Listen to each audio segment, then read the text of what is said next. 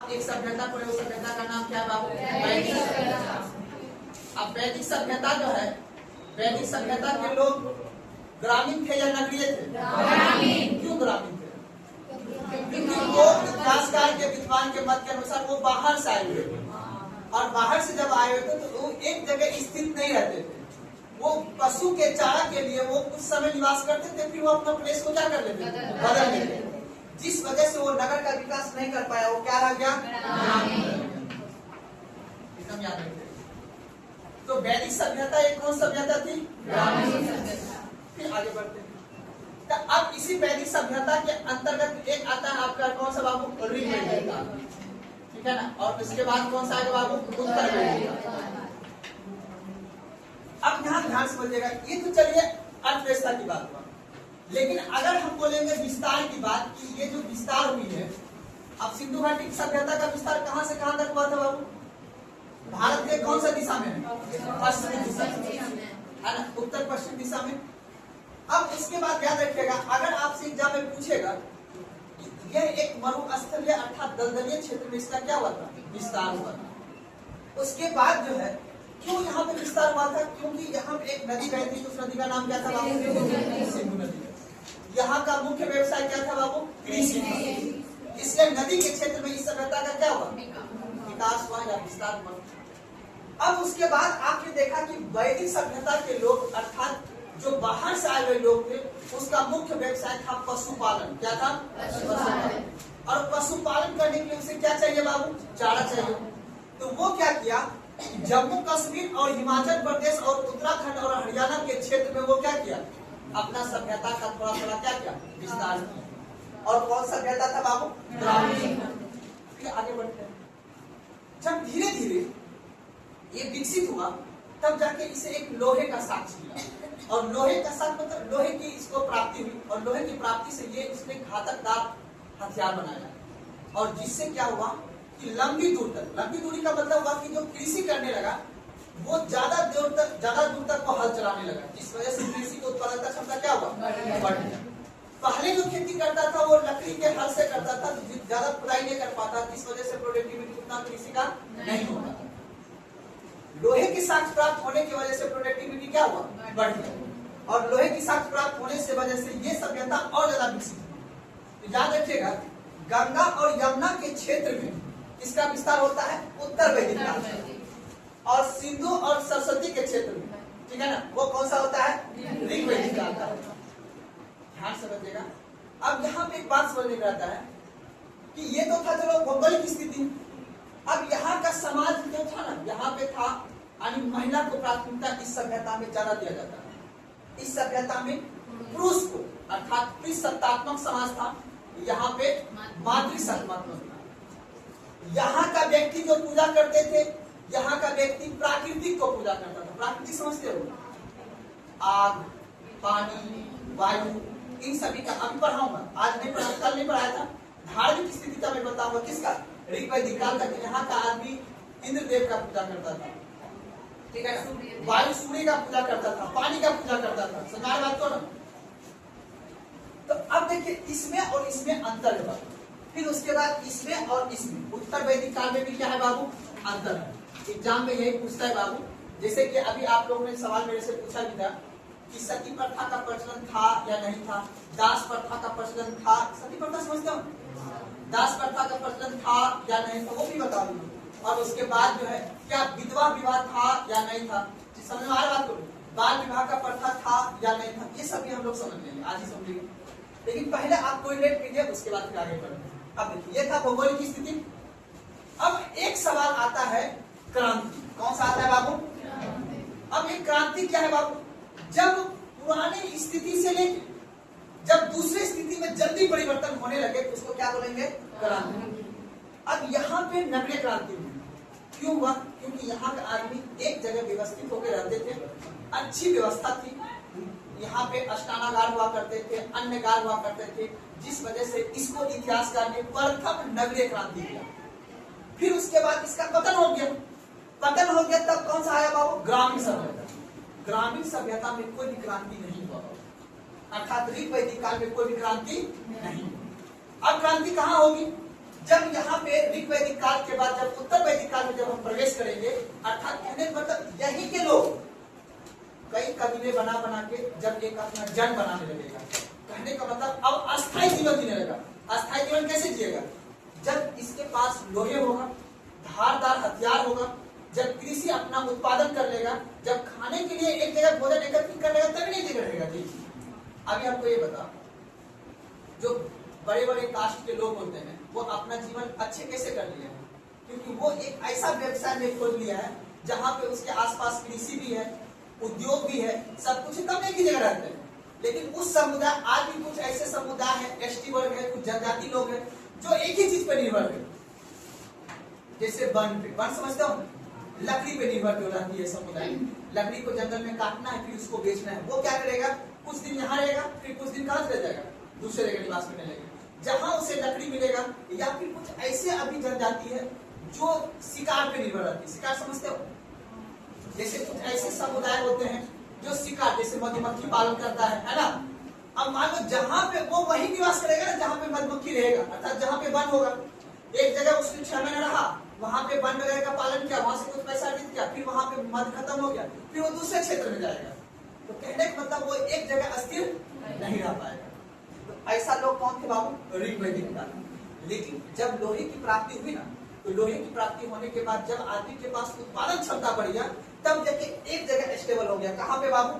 गंगा और यमुना के क्षेत्र में। याद रखिएगा, जैसे आज के समय में अपन लोग का कौन सा? बिहार का क्षेत्र, उत्तर प्रदेश का क्षेत्र, वेस्ट बंगाल का, पूरा वेस्ट बंगाल नहीं, कुछ वेस्ट बंगाल का क्षेत्र, ये सभी क्षेत्र में अब आदमी अस्थायी रूप से निवास करने लगा, जिसको हमने क्या बोला? उत्तर वैदिक काल। आप देखो ध्यान से समझना। अब इतिहासकार का कहना है कि ये हुआ द्वितीय नगरीकरण। क्या हुआ? इसको बोला द्वितीय नगरीकरण। पहली बार नगरीकरण यहाँ हुआ था, उसके बाद यहाँ तो हुआ नहीं नगरीकरण, हम यहाँ पे वो स्थिर रहता था। फिर दूसरे बार नगरीकरण कहाँ हुआ? इस क्षेत्र, अर्थात उत्तर वैदिक काल में। अब यहाँ पे एक लोचा और हो गया। लोचा क्या हो गया? यहीं पे बाबू हो गया युद्ध। युद्ध किस चीज को? धर्म के लिए युद्ध। धर्म के लिए कैसे युद्ध हुआ? ध्यान समझना आप यहाँ पे बात को, परिवर्तन को समझना है, क्योंकि ये समझ जाओगे तो मैं दिखाऊंगा तो फिर आपको बोरियत नहीं महसूस होगी। ऋग्वैदिक काल में क्या था बाबू? कि आदमी अपना स्वतंत्र जीवन जी रहा था, एक जगह कबीला बना के रहते थे, फिर उसके बाद चारा वगैरह खाते थे, जब वहां से चारा खत्म हो जाता दूसरी जगह फिर कबीला बनाते थे, तो युद्ध करने का कोई नौबत नहीं है। इसीलिए तो आपने देखा था कि ऋग्वैदिक काल में आदमी काम के आधार पर, अर्थात कर्म के आधार पर जाति का क्या कर रखा था? बंटवारा कर रखा था। लेकिन जैसे ही आदमी नगरीय जीवन स्टार्ट किया, एक जगह अस्तित्व में रहने लगा, तैसे ही समाज में दुष्भावना फैल गया। कैसे दुष्भावना फैल गया?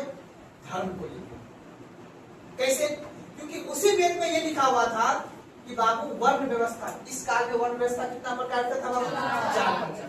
अब इसी का, अब देखो, आदमी का पेट भरा रहेगा तभी, आपने जानते हो, आदमी का पेट भरा रहेगा तभी धर्म होगा बाबू, तभी बीच में धर्म आता है, नहीं तो धर्म नहीं आता है।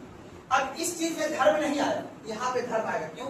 यहाँ के आदमी का पेट भरा हुआ है, इस क्षेत्र का आदमी का पेट भरा हुआ है। अब याद रखना, ऋग्वैदिक काल में मुख्य काम था पशुपालन, उत्तर वैदिक काल में मुख्य काम हो जाएगा कृषि। मैं लिखाऊंगा अभी, अंतर जब पढ़ाऊंगा तो अब यहीं पे बाबू हो जाएगा कर्म के आधार पे नहीं, अब हो जाएगा यहाँ जन्म के आधार पे कर्म का बंटवारा इस काम में। अब जैसे ये बात आया ना कि नहीं, अब जो जिस जन्म अर्थात जिस जात में जो पैदा होगा ना, उसी को उसको उस तरह का क्या मिलेगा? काम मिलेगा। अब तभी बाबू यहाँ पे हो जाता है एक क्रांति। क्या हो जाता है? क्रांति। इसको इतिहासकार बोलते हैं द्वितीय नगरीकरण। क्या बोलते हैं बाबू? द्वितीय नगरीकरण बोलते हैं हम लोग, याद रखिएगा। अब इसी जगह याद रखिएगा, द्वितीय नगरीकरण से यहीं से अब हमारे बीच में हम या तो यहाँ से द्वितीय नगरीकरण मतलब यहाँ से अब नगर बनना स्टार्ट हो जाएगा। एक बार नगर बना था, इसका पतन हो गया, अब यही नगर बनेगा जो आगे चल के जन से जनपद बनेगा और जनपद से महाजनपद बनेगा, जिसको हम बोल देंगे अब नगर बनना क्या हो गया? स्टार्ट हो गया। लेकिन बाबू एक लाइन जो मैंने बताया यहाँ पे था काम कर्म के आधार पर जाति, यहाँ था आपको जन्म के आधार पे जाति।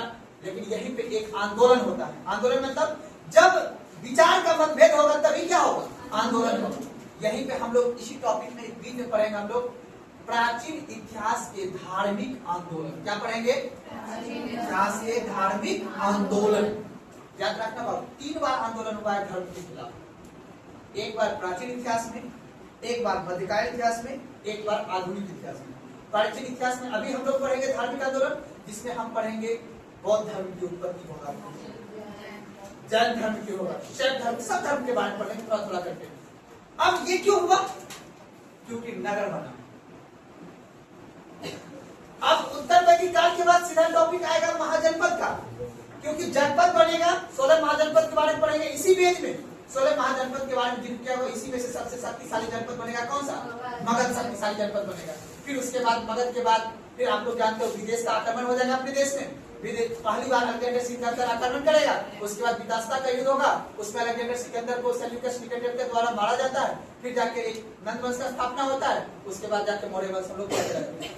लेकिन बीच में जो एक आंदोलन होता है इसी को लेके, कि धर्म को लेके जो लड़ाई हो जाता है ना, इसी धर्म को आगे बढ़ाने, क्योंकि हिंदू धर्म तो आ गया था, अब उसी धर्म को काट करने के लिए 2 धर्म आएगा, एक जैन धर्म और एक, याद रखना ये कोई एक टॉपिक नहीं है, ये धर्म है, सिर्फ क्या है? धर्म।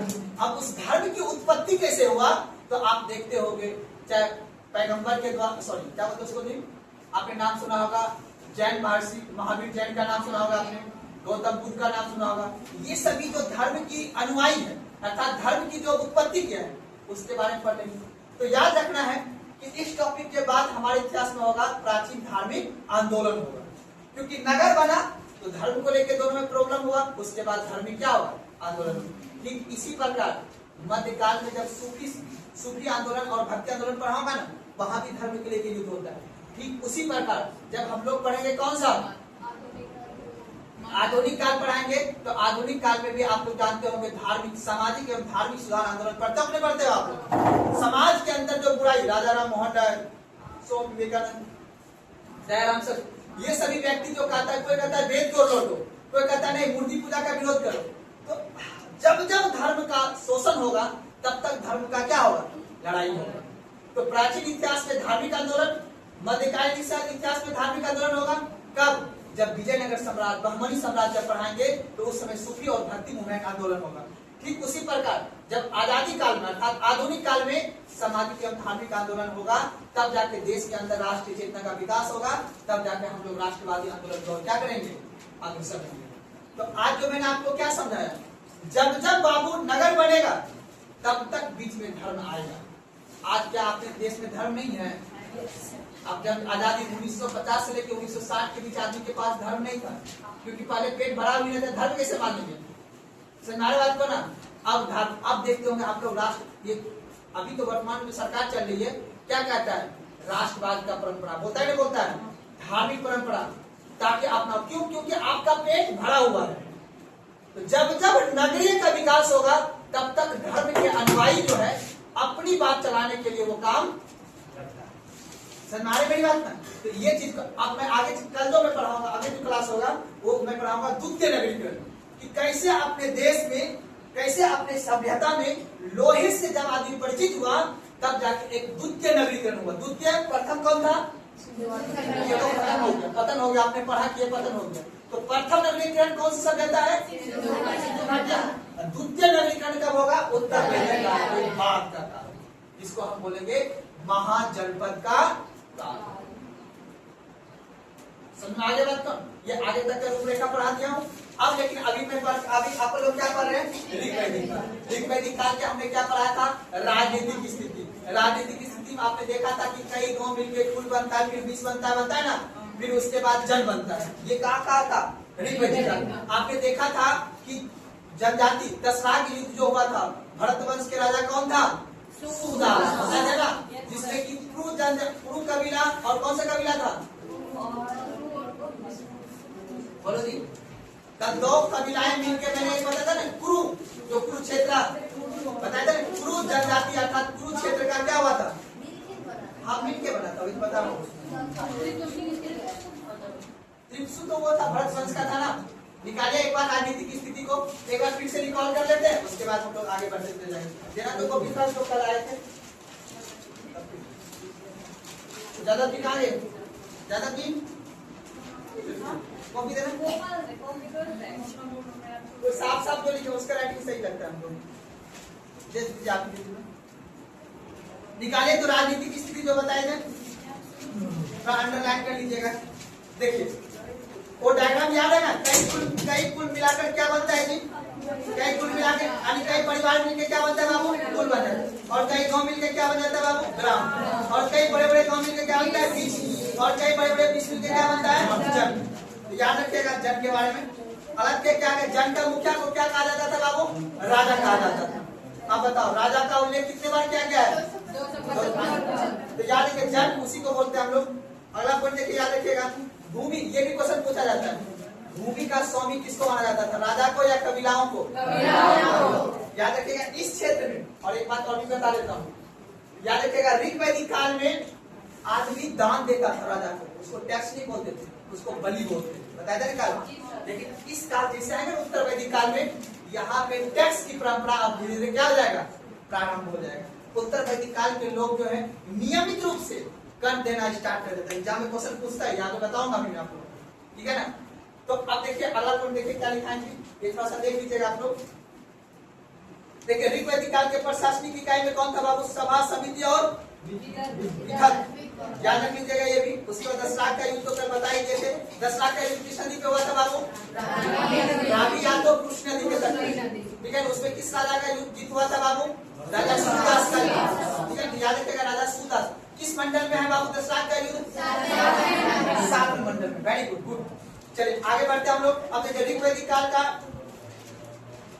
सामाजिक स्थिति, सामाजिक स्थिति को थोड़ा देख लीजिए। अंडरलाइन कर दीजिए, यहाँ का समाज कौन सा था भाई, कृतसत्तात्मक समाज था। अंडरलाइन कर लीजिएगा, यहाँ का समाज कौन सा था बाबू, कृतसत्तात्मक, अर्थात पिता के संपत्ति में किसका हक होता था, पुत्र का होता था। पिता शब्द का उल्लेख कितने बार है, 335 पूछा गया सवाल, अंडरलाइन कर दीजिए। माता शब्द 234 बार, लेकिन पिता शब्द पूछा गया एग्जाम में, ठीक है ना। चलिए उसके बाद ऋग्वेद के 10वें मंडल में 4 वर्ण, याद रखिएगा 4 वर्णों के बारे में किस मंडल में दिया गया है, अंडरलाइन कीजिए उसको अंडरलाइन कीजिए कि वर्ण व्यवस्था, ऋग्वेद का वर्ण व्यवस्था कौन से मंडल में बाबू, 10वें मंडल में, अंडरलाइन कर लीजिए उसको। बाकी तो ये जान ही रहे, ब्राह्मण के भुजाओं से क्या निकला है, मुख से क्या निकला है, पैर से क्या निकला है, जंघ से क्या निकला है, इस बात को याद रख लीजिएगा, ठीक है ना।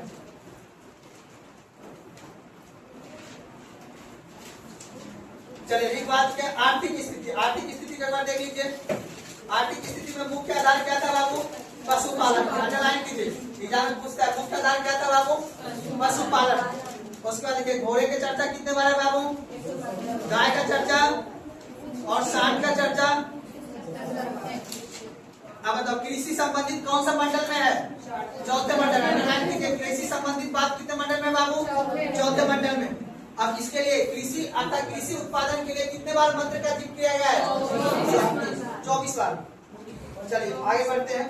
चलिए अगला पॉइंट लिख लीजिए आप लोग, धार्मिक जीवन।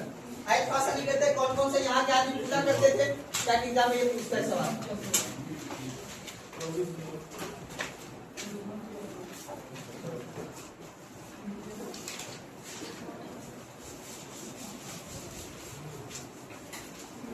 ऋग वैदिक का धार्मिक जीवन, क्या टॉपिक लिखना है, ऋग वैदिक का धार्मिक जीवन, याद रखना है। यहाँ के लोग प्राकृतिक, अगर एक लाइन में पूछे तो याद रखिएगा प्राकृतिक की पूजा किसका करता था, आग, पानी, वायुमंडल। वायुमंडल बोले तो सूर्य, ठीक है ना। आज भी हम लोग सूर्य का पूजा करते नहीं करते हैं, हे सूर्य भगवान। अब हम लोग जो है कौन सा फसल बोने वाले रहते हैं, रबी या खरीफ। छठ माँ के पूजा के बाद कौन सा फसल बोते हैं, रबी बोलते हैं ना। तो छठ माह में किसका पूजा करते हैं, सूर्य का पूजा करते हैं। तो ये परंपरा कब से चलती आ रही है, वैदिक सभ्यता से। तो याद रखना है समय के साथ, आज उसको हम बोलते हैं छठ मैया, क्या बोलते हैं, बताएं दीजिए।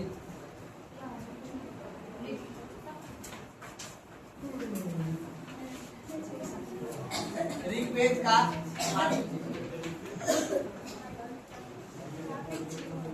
लिखिएगा, यहाँ के लोग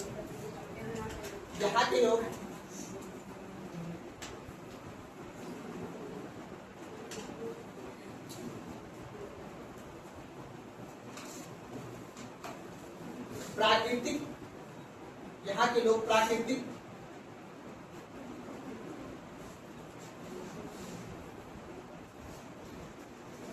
घटनाओं को मानकर पूजा करते थे।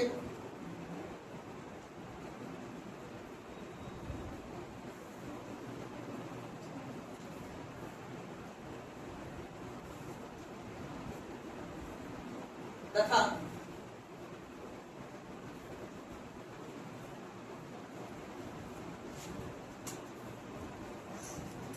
पृथ्वी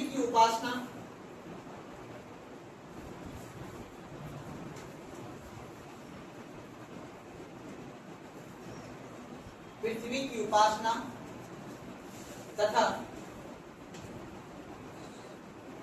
प्रकृति की प्रतिनिधि मानते थे।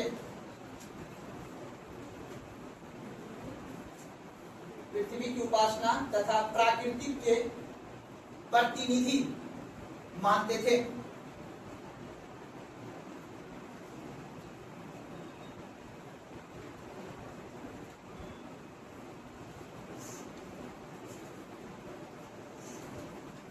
लिखिएगा प्राकृतिक के प्रकोप या घटना जो लिख सकते हो। प्राकृतिक के प्रकोप को कम करने के लिए, प्राकृतिक प्रकोप समझते हो ना, बिना बुलाए बारिश पड़ जाना, बिना बुलाए भूकंप आ जाना, बिना बुलाए, तो इस क्षेत्र में आप देखो तो लिख लीजिएगा, पहले लिख लीजिए प्राकृतिक प्रकोप को कम करने के लिए, प्राकृतिक प्रकोप को कम करने के लिए यहाँ के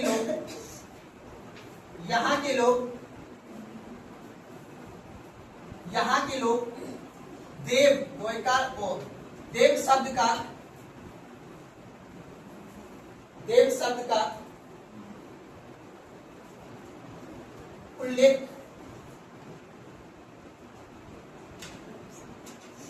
करते थे।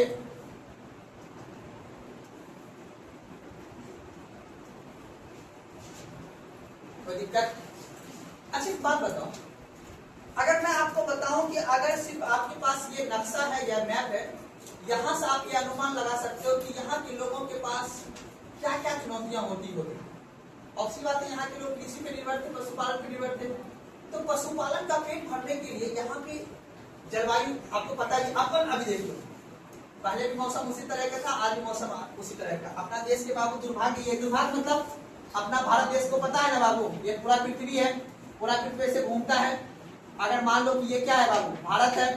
अब भारत मार्च के महीना में अलग मौसम रहेगा, जून के महीना में अलग, सितंबर के महीना में अलग, और दिसंबर के महीना में समझा बात को ना। यही है बाबू मानसून का कुदरत। अपना भारत देश, भारत उपमहाद्वीप तीनों ओर से क्या है, पानी है, ऊपर में हिमालय है, जिस वजह से बाबू अपने साथ भौगोलिक अभिशाप भी मिला हुआ है। समझा बात को ना। अब देखो अपने यहाँ ठंडा गर्मी भी है और बसंत ऋतु भी है। कोई ऐसा महाद्वीप है जहाँ सब दिन ठंडा है, वो ऐसा देश है जहाँ सब दिन क्या है, कभी वो कंबल खरीदा नहीं है, कभी वो जैकेट पहना हुआ। विश्वत रेखा पे रहने वाला देश कभी कंबल खरीदा होगा? कभी नहीं खरीदा होगा। लेकिन संयोग से देखो कि अपन लोग मकर रेखा पे हैं, और मकर रेखा में आप समझ सकते हो कि मैं आसान भाषा आपको समझाया हूँ। मार्च के महीने में देख लो अपन लोग किस पोजीशन में रहते हैं। जून में देखो अपने यहाँ देखो आराम से टी शर्ट में घूमेंगे, फिर उसके बाद यहाँ पे थोड़ा थोड़ा चादर ओढ़ेंगे, फिर दुर्गा माँ आएगी, दुर्गा माँ ठंड करा देगी, है ना जी। कर्क रेखा पे बोलने में मिस्टेक हो गया, सरकार बात करो। तो मुख्य रूप से आपको ये समझ लेना है कि भारत की जलवायु। अब बताओ हमको कि इस वैदिक सभ्यता में यहाँ की परिस्थितियां क्या रही होगी। बगल में क्या है, हिमालय है, और उस समय जब आप लोग समझते हो जो वर्षा होता होगा, समझ में वर्षा होता होगा, तो यहाँ का आदमी सोचता होगा कि यार अगर ज्यादा बारिश हो जाएगा इस क्षेत्र में तो फसल नहीं होगा। उसमें बांध तो बना हुआ नहीं था ना कि भाखड़ानगर बांध बना होगा और पंजाब में हरित क्रांति आ जाएगी, ऐसा तो नहीं था उस समय। मेरी बात सुन रहा है। तो यहाँ के लोग प्राकृतिक प्रकोप को कम करने के लिए देव का पूजा करते थे, अर्थात प्राकृतिक लोग को पूजा करते थे, ताकि यहाँ पे, क्योंकि देखो उत्तराखंड पर्वतीय क्षेत्र है ना, हिमालय का पूरा क्षेत्र है, तो इस वजह से यहाँ पे बर्फबारी भी अधिक होता था, और यहाँ पे प्राकृतिक घटना भी काफी ज्यादा होता था, बारिश भी बहुत तेज होता था। सुना बात को ना। तो इस वजह से यहाँ के लोग प्राकृतिक पूजा करने पे ज्यादा विश्वास करते थे। इसलिए याद रखना है, यूपी बिहार इधर क्यों नहीं है छठ मैया, छठ मैया यहाँ क्यों नहीं है, बोलो। यहाँ जलोढ़ मिट्टी नहीं है, यहाँ है काली मिट्टी। और यहाँ पे बाढ़ नहीं है, यहाँ प्राकृतिक घटना उतना नहीं है। यहाँ पे पठारी क्षेत्र है, अर्थात कहने मतलब प्राकृतिक क्षेत्र है। यहाँ पे बहुत दिन पहले अंगारा लैंड आया और यहाँ पे एक बार राजा बोला कुछ नहीं तुम खोदते रहो, यहाँ से निकलता रहेगा कुछ न कुछ, सोना निकलेगा, मसाला की खेती होगा। सुना बात को, यहाँ पे आपको पता है ना कौन सा पहाड़ी है, नीलगिरी की पहाड़ी पता है ना आपको। यहाँ पे बाबू अब बगल में समुद्र है, कोई बात नहीं, व्यापार चलता रहेगा। यहाँ पे छठी मैया नहीं आएगा, छठी मैया आएगा यहाँ पे। क्यों? क्योंकि यहाँ पे बाढ़ आएगा, क्योंकि यहाँ पे प्राकृतिक घटना हर साल आएगा। यहाँ पे प्राकृतिक घटना कभी कभी तुमने सुनता हो केरल में आज 10 साल के बाद 5 साल के बाद बाढ़ आता है। मेरी बात समझ आ रहा है ना? तो प्राकृतिक चीज का पूजा भी वही होगा जहाँ पे प्राकृतिक घटना आने की चांस ज्यादा बनती। इसी क्षेत्र में याद रखना बाबू, भूकंप, चक्रवात, वर्षा, बाढ़ इसी क्षेत्र में आने का है। इसीलिए यहाँ पे प्राकृतिक घटना का भी पूजा। सुना है मेरी बात? दुर्गा मैया किसका प्रतीक है? शक्ति का। आगे बात समझ आ गया बात को? आगे बात क्या लिखे जी?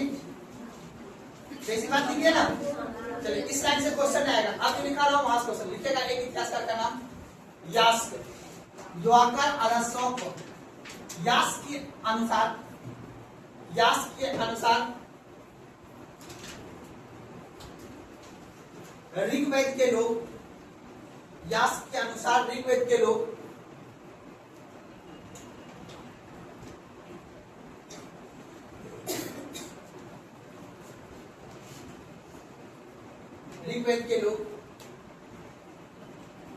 तीन श्रेणी के देवता को मानते थे। तीन श्रेणी के देवता को मानते थे।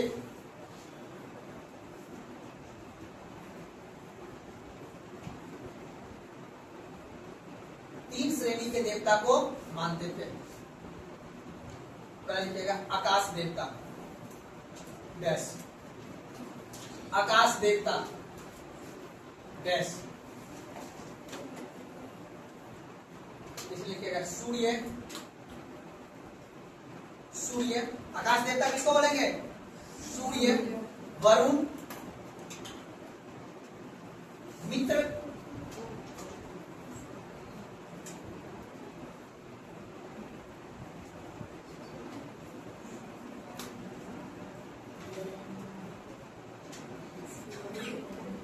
लिखे ना, लाडा लिखे आंतरिक्ष देवता। आंतरिक्ष देवता, दूसरा लिखेगा आंतरिक्ष देवता। आंतरिक्ष, आंतरिक्ष, वायु, वायु, इंद्र, वायु, इंद्र। उसके बाद लिखेगा रुद्र। चक्रवात को बोलते हैं रुद्र। पता है बहुत काम का बात है ये, ध्यान सुनना मेरी बात। आज भी तुम दुर्गा माँ कहाँ से स्टार्ट हुआ है मनाना? वेस्ट बंगाल से। बात तो, और वेस्ट बंगाल आपको पता है कौन सी मिट्टी है बाबू? वहाँ पे जलोढ़ मिट्टी है ना। कहने का मतलब वहाँ पे चावल की खेती हो रही है ना, माछ भात खाएंगे समुद्र से मछली, और वहाँ पे मिट्टी से चावल। अब याद रखना चक्रवात भी वहीं पे ज्यादा आता है बाबू। आपको पता है कि ये वाला क्षेत्र में देखो प्राकृतिक चीज को समझो, ठीक है ना। प्राकृतिक इस क्षेत्र में चक्रवात, उड़ीसा के क्षेत्र में चक्रवात ठीक ठाक आता है, और इस क्षेत्र में चक्रवात भी ठीक ठाक आता है। तो प्राकृतिक के यहाँ के लोग प्राकृतिक को पूजा को मानते थे, और उसके बाद इस क्षेत्र के आदमी तो मानते ही मानते थे। यहाँ के लोग कम प्राकृतिक, क्योंकि इसके पास बंदरगाह था, बिहार के पास तो बंदरगाह नहीं था। समझा? बिहार का बना 1912 बना है ना। तो उससे पहले भी जो यहाँ के जैसे जैसे आप इधर बढ़ते रहोगे वैसे वैसे आदमी धार्मिक चीज में लिप्त ज्यादा होते जाएगा। और इधर याद पता है, इधर वन ज्यादा है। वन मतलब जंगल। इसीलिए तो याद रखो जादू टोना कौन सा वेद में है बाबू? कौन सा वेद में जादू टोना? तो जादू टोना वाला परंपरा, ऋषि मुनि विश्वामित्र वाला परंपरा इधर है अपने क्षेत्र में। सब कुछ भौगोलिक परिस्थिति एकदम गौर से नोटिस करोगे तो आपको ये चीज का एहसास मिलेगा। आप बताओ ध्यान से, अपन बिहार का नक्शा जानते हो? बिहार में सबसे ज्यादा ब्राह्मण कास्ट अर्थात ब्राह्मण समुदाय के व्यक्ति किस क्षेत्र में है? बिहार में। यस, साउथ बिहार में, सूखा बिहार में, गया के क्षेत्र में, और उसके बाद कुछ उत्तर के क्षेत्र। उत्तर मतलब जहां पे प्राकृतिक का चीज, मुजफ्फरपुर का क्षेत्र हो गया, पश्चिम चंपारण का क्षेत्र हो गया, मधुबनी, मिथिला बेल्ट किधर है? मिथिला ब्राह्मण का बेल्ट है ना। क्यों? क्योंकि वहां पे ब्राह्मण जाति कहने का मतलब है, ऐसे मैं बता रहा हूँ समझाने के लिए, अदरवाइज को नहीं लेना है, क्योंकि वहां पे प्राकृतिक घटना बाढ़ आता है और दक्षिण बिहार में भी सूखा आता है। इसीलिए प्राकृतिक को पूजा कराने के लिए हमें किसकी आवश्यकता पड़ेगा? पुजारी की आवश्यकता पड़ेगा। इसलिए मानते नहीं इस बात को? लो जीते बाबू, झारखंड में ही बाबा क्यों है पता है ना? क्योंकि वहाँ पे खेती नहीं होती है, इसलिए शिव जी को वहाँ पे मैंने बैठाया। शिव जी अगर बैठेगा तो सबका दुकान वहाँ पे चलेगा। जम्मू कश्मीर में वहाँ पे खेती है, तब तक सेब खा के पेट भरेंगे। तो यहाँ पे मैंने बैठा दे किसको? माता वैष्णो देवी। तभी तो यहाँ शादी चढ़ाई करने जाएगा ना, यहाँ से पैसा लेके जाएगा तो वहाँ होटल खुलेगा ना। ऐसे चलता है। समझा बात करो। तो जब ज्योग्राफी पढ़ाऊंगा तो वहां मैं समझाऊंगा। बस मैं आपको ये समझा रहा हूँ कि भौगोलिक परिस्थितियां ने किस तरह से ऋग वैदिक काल के अंतर्गत धर्म को पूजा करने की बात की। तो पहला आकाश देवता, दूसरा आंतरिक देवता, तीसरा होगा पृथ्वी आग की पूजा। तीसरा लिखिएगा पृथ्वी देवता, पृथ्वी देवता लिखिएगा अग्नि, पृथ्वी देखिए पृथ्वी देवता देखिए अग्नि,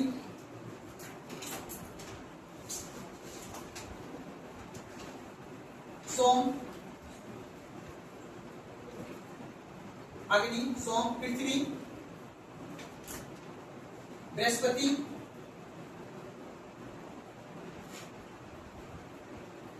सरस्वती।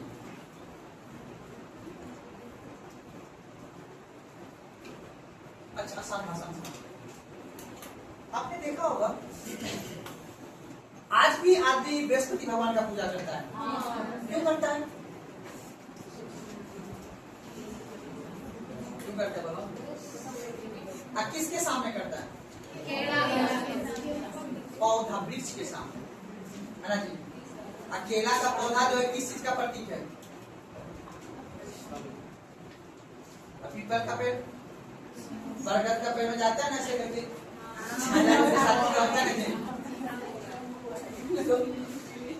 याद रखना है। तुम लोग पढ़ती नहीं, लेकिन बेसिक बेसिक बात तो जाना करो। अच्छा तुम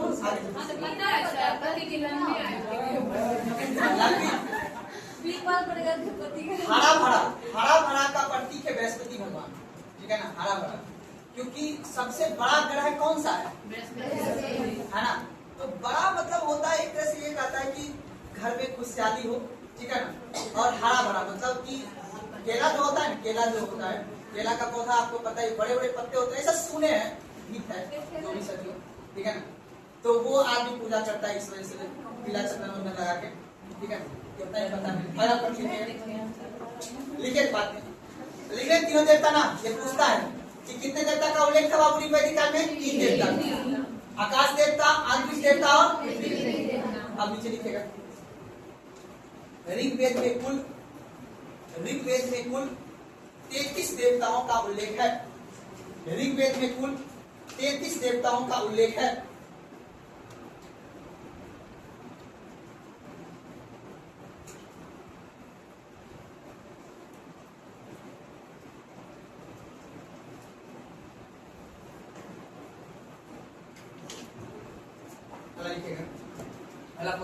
इंद्र देवता को इंद्र मतलब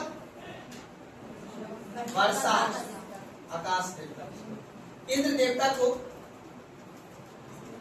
ऋग्वेद का, देखो बार बार ऋग्वेद नहीं लिखा ठीक है ना, ऋग्वेद पढ़ रहे हैं तो उसी दिमाग रखना। तो इंद्र देवता को महत्वपूर्ण देवता बताया गया है। इंद्र देवता को महत्वपूर्ण देवता बताया गया है।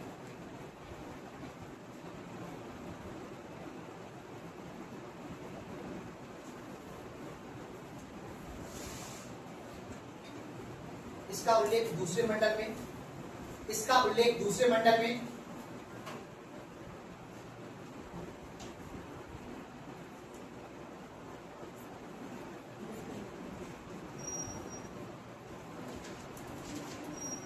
इसका उल्लेख दूसरे मंडल में तथा 250 बार तथा 250 बार उल्लेख किया गया है।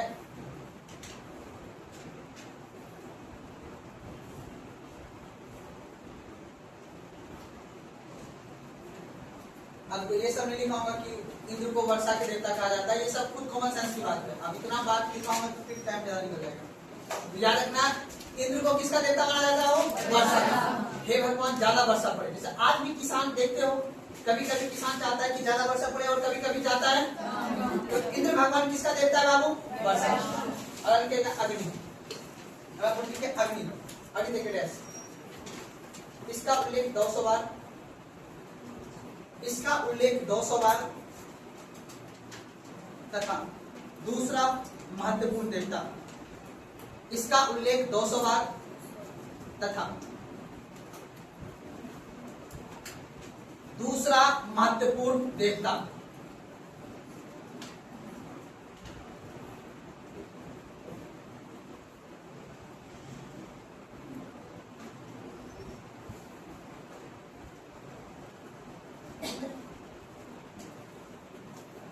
इसका उल्लेख सभी मंडलों में है, इसका उल्लेख सभी मंडलों में है।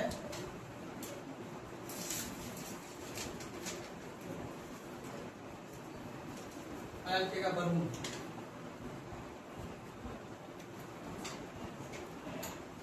वरुण पहला हो गया इंद्र, दूसरा अग्नि, तीसरा वरुण, वरुण। इसका उल्लेख 30 बार, वरुण, इसका उल्लेख 30 बार, तीसरा महत्वपूर्ण देवता।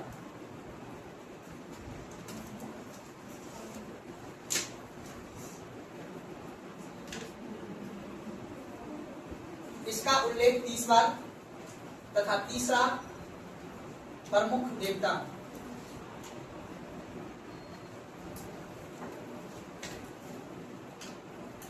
इसे इसे नदी, इसे नदी कोमा जल, इसे नदी कोमा जल एवं समुद्र का देवता कहा जाता है।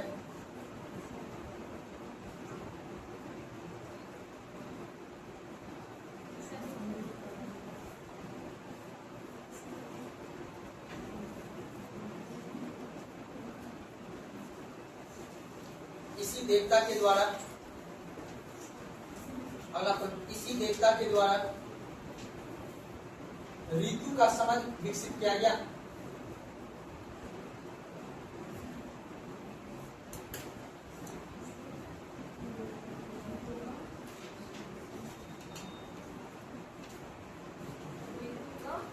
ऋतु का समझ विकसित किया गया। एग्जाम पूछता है ऋतु का देवता किसे बोला जाता है?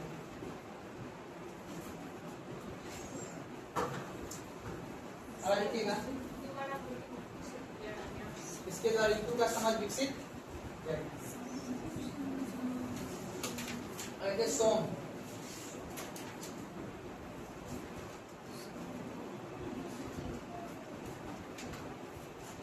पेय पदार्थ देवता,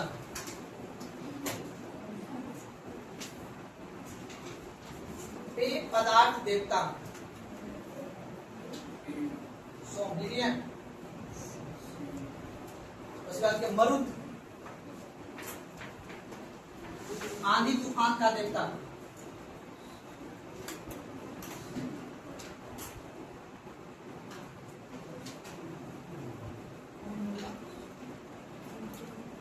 मरुन लिखिए, मरुन। उसका आगे लिखिएगा पूषण, पूषण, आगे पूषण पशुओं का देवता।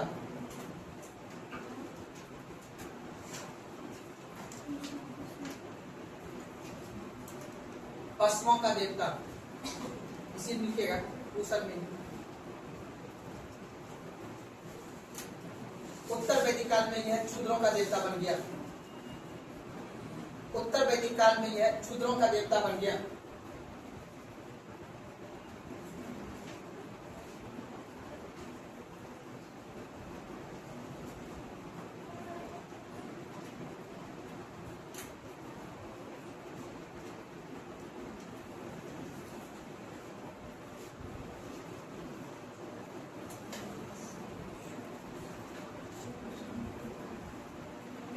कोई दिक्कत। और भी देवताएं हैं, एग्जाम में क्वेश्चन वगैरह आएगा तो वहां से लोग कर लेंगे। ये था देवता, ठीक है ना।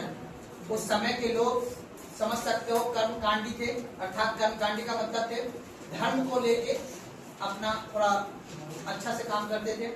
अगला टॉपिक लिखिए उत्तर वैदिक काल। टॉपिक लिखा गया उत्तर वैदिक काल। उत्तर वैदिक काल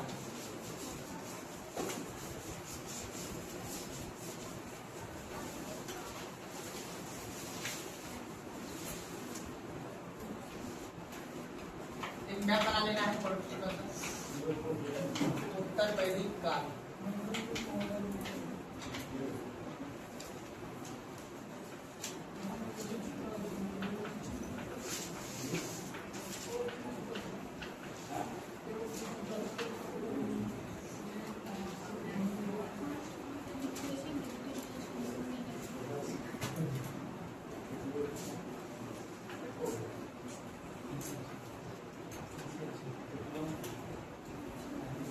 यहाँ पे हिमालय का चित्र बना लीजिएगा।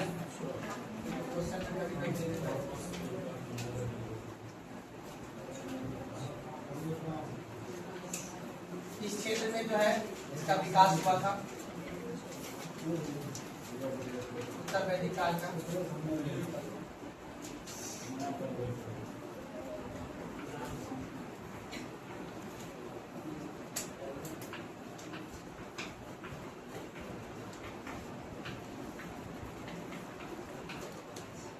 उत्तर वैदिक काल, ये हिमालय का क्षेत्र ऊपर वाला, ठीक है, ये हिमालय का क्षेत्र।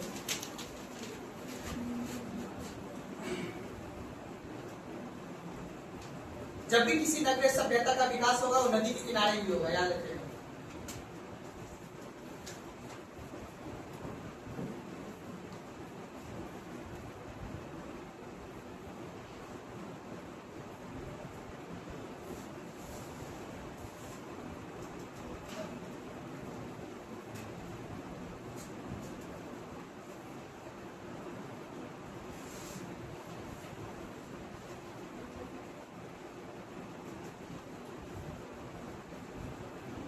याद रखिएगा ये गंगा और यमुना का क्षेत्र है।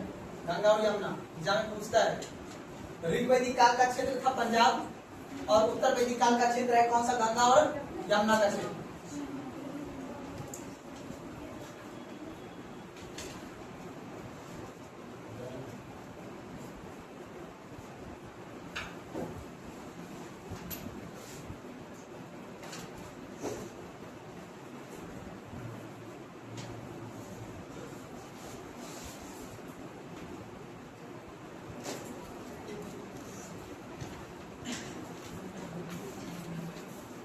देखिएगा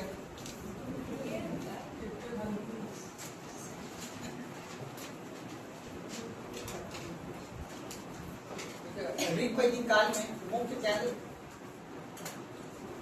ऋग वैदिक काल में मुख्य केंद्र पंजाब था।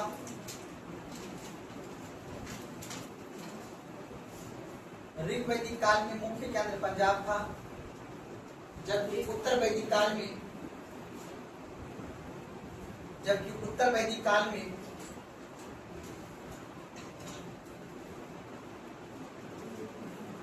उत्तर वैदिक काल में गंगा यमुना एवं कुरुक्षेत्र का क्षेत्र था। जबकि उत्तर वैदिक काल में गंगा यमुना एवं कुरुक्षेत्र का क्षेत्र था।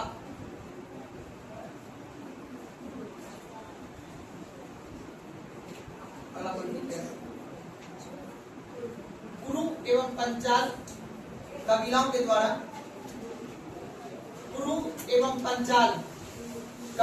द्वारा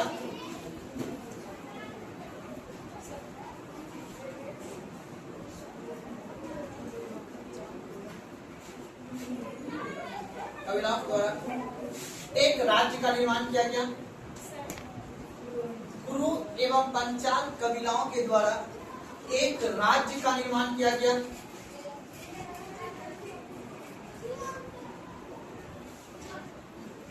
जो उत्तर वैदिक काल में जो उत्तर वैदिक काल में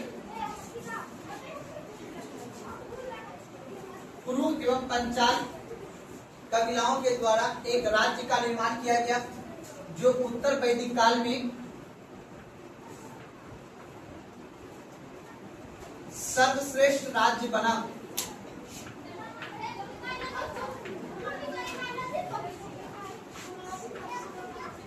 जो सर्वश्रेष्ठ राज्य बना।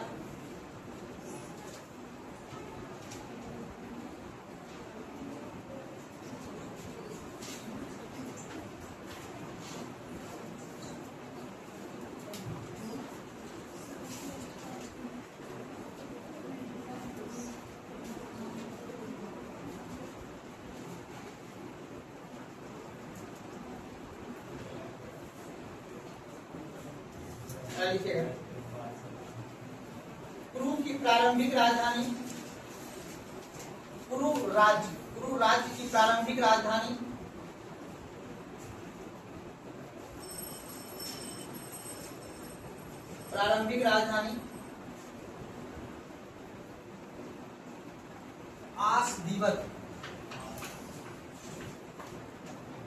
आसदीवत था।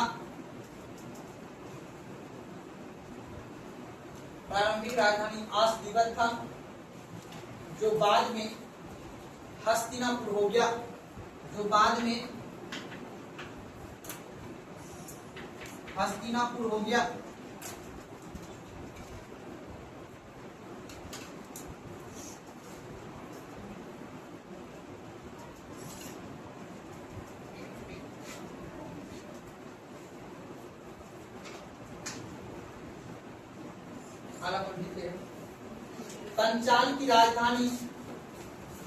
पंचाल की राजधानी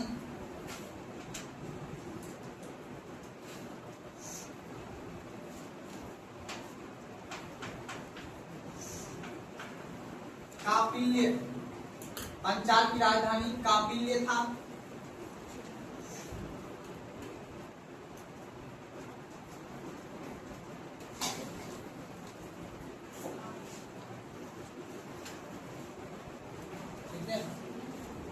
पंचायत की राजधानी कहाँ था बाबू? अब एक वर्ड समझो, एक क्वेश्चन पूछेगा आप लोग से, उत्तर वैदिक काल के अंतिम चरण कहाँ पे विकसित हुआ था? सदी नीरान में, याद है का? सदा नीरान, जिसे हम गंडक नदी कहते हैं, याद है ना? गंडक नदी कहाँ बहती है? बिहार में बहती है ना? तो याद रखिएगा, धीरे धीरे मैंने देखो यहाँ तक का चीज ले लिया, याद रखना, क्योंकि उत्तर वैदिक काल अंत तक आते आते, अर्थात उत्तर वैदिक काल अब समाप्त होगा तो अब क्या आता है? नगरीकरण। अब धीरे धीरे एक राज्य बनेगा, अर्थात महाजनपद बनेगा। अब यहाँ से जब महाजनपद बनेगा तब जाके मगध वगैरह बनते हुए, अब जब यहाँ पर मगध साम्राज्य जो है एक दूसरे क्षेत्र से क्या होगा? अपने युद्ध कर करके सबको उसको जीतेगा। तो अब कहने का मतलब यह है कि आप ध्यान समझिएगा, तो क्वेश्चन पूछता है कि उत्तर वैदिक काल का अंतिम क्षेत्र कहाँ तक था? तो बोलिएगा सदा नीरा नदी, जब पूछता है। और सदा नीरा नदी किस नदी को कहते हैं हम लोग? उत्तर वैदिक काल का अंतिम चरण, उत्तर वैदिक काल का अंतिम चरण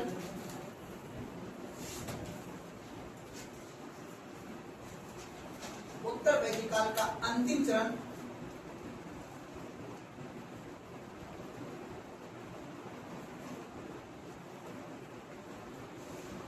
सदा नीरा नदी।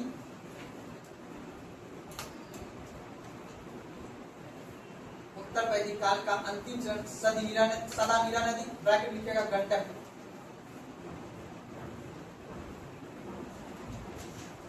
अंतिम चरण सदा नीरा नदी तक था। इसके अंतर्गत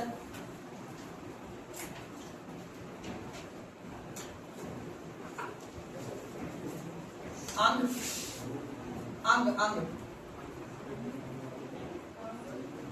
मगध,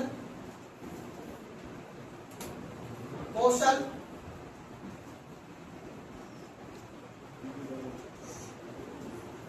इसके अंतर्गत अंग, उसका मगध, कौशल, यह सभी क्षेत्र विकसित हुए।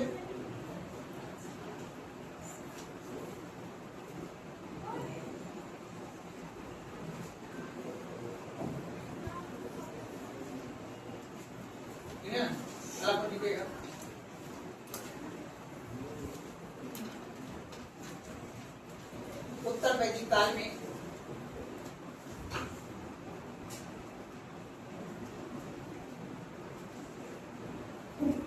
मगध के लोगों को वात्स्य, उत्तर वैदिक काल में मगध के लोगों को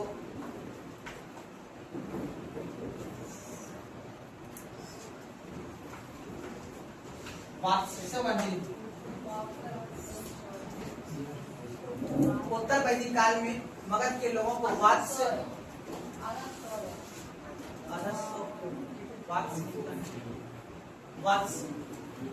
मगध के लोगों को वात्स्य कहा जाता था।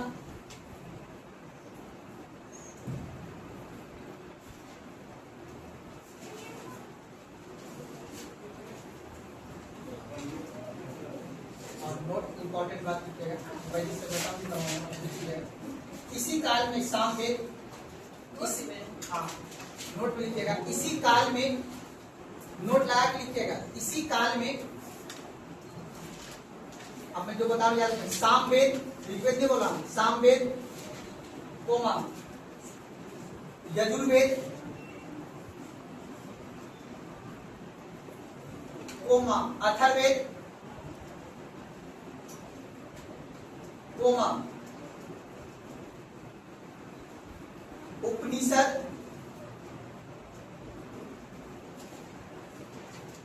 एवं सामवेद यजुर्वेद अथर्ववेद एवं सामवेद यजुर्वेद अथर्ववेद उपनिषद एवं आरण्यक,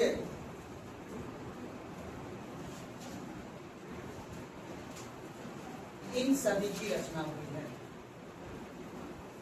अब सोचो तो कि ये मात्र जो है 500-600 साल का कार्यकाल था, इसमें इतना ग्रंथ का रचना हुआ, लेकिन ऋग्वैदिक काल में सिर्फ एक ही वेद का रचना हुआ, ऋग्वेद का। क्यों?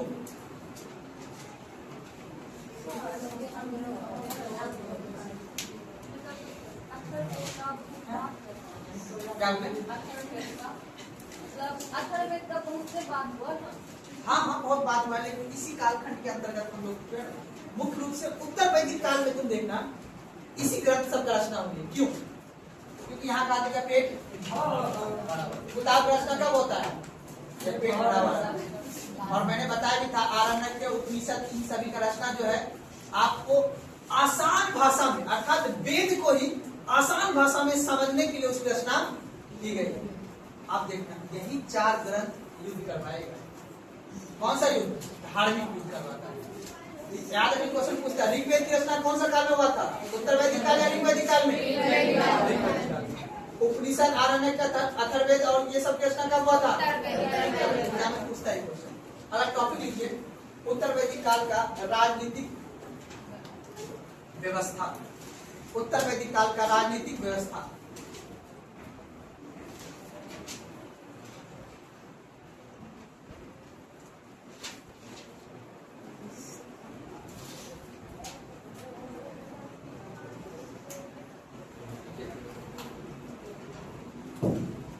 छोटे छोटे कबीले, आसान भाषा में क्या समझाते हुए चलना।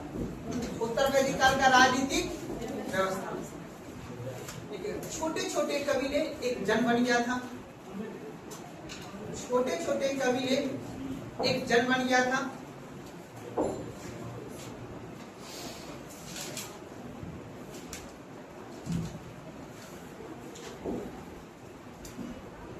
यही जन बड़े होकर, यही जन बड़े होकर एक जनपदों का निर्माण किया था। यही जन बड़े होकर एक जनपदों का निर्माण किया था, एक जनपदों का निर्माण किया था।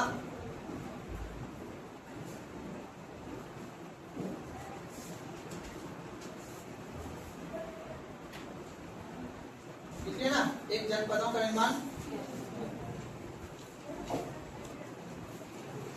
अगला पॉइंट लिखिएगा,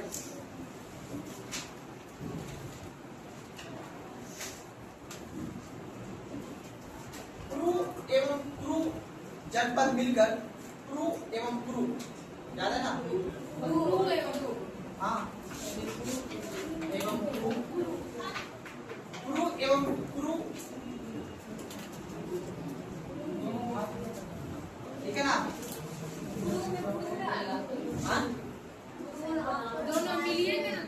हाँ हाँ वही बात बता रहा हूँ दोबारा, क्योंकि लिखना पड़ेगा यहाँ पे क्वेश्चन पूछता है कि सबसे पहली बार कौन जन बना था, ठीक है ना। तो 10 लाख युद्ध में पता है ना, क्रू और क्रू, ठीक है। तो लिखिएगा क्रू एवं क्रू, यह दोनों मिलकर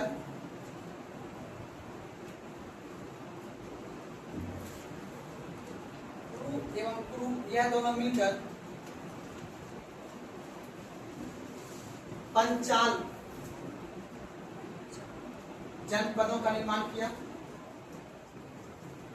पंचाल जनपदों का निर्माण किया।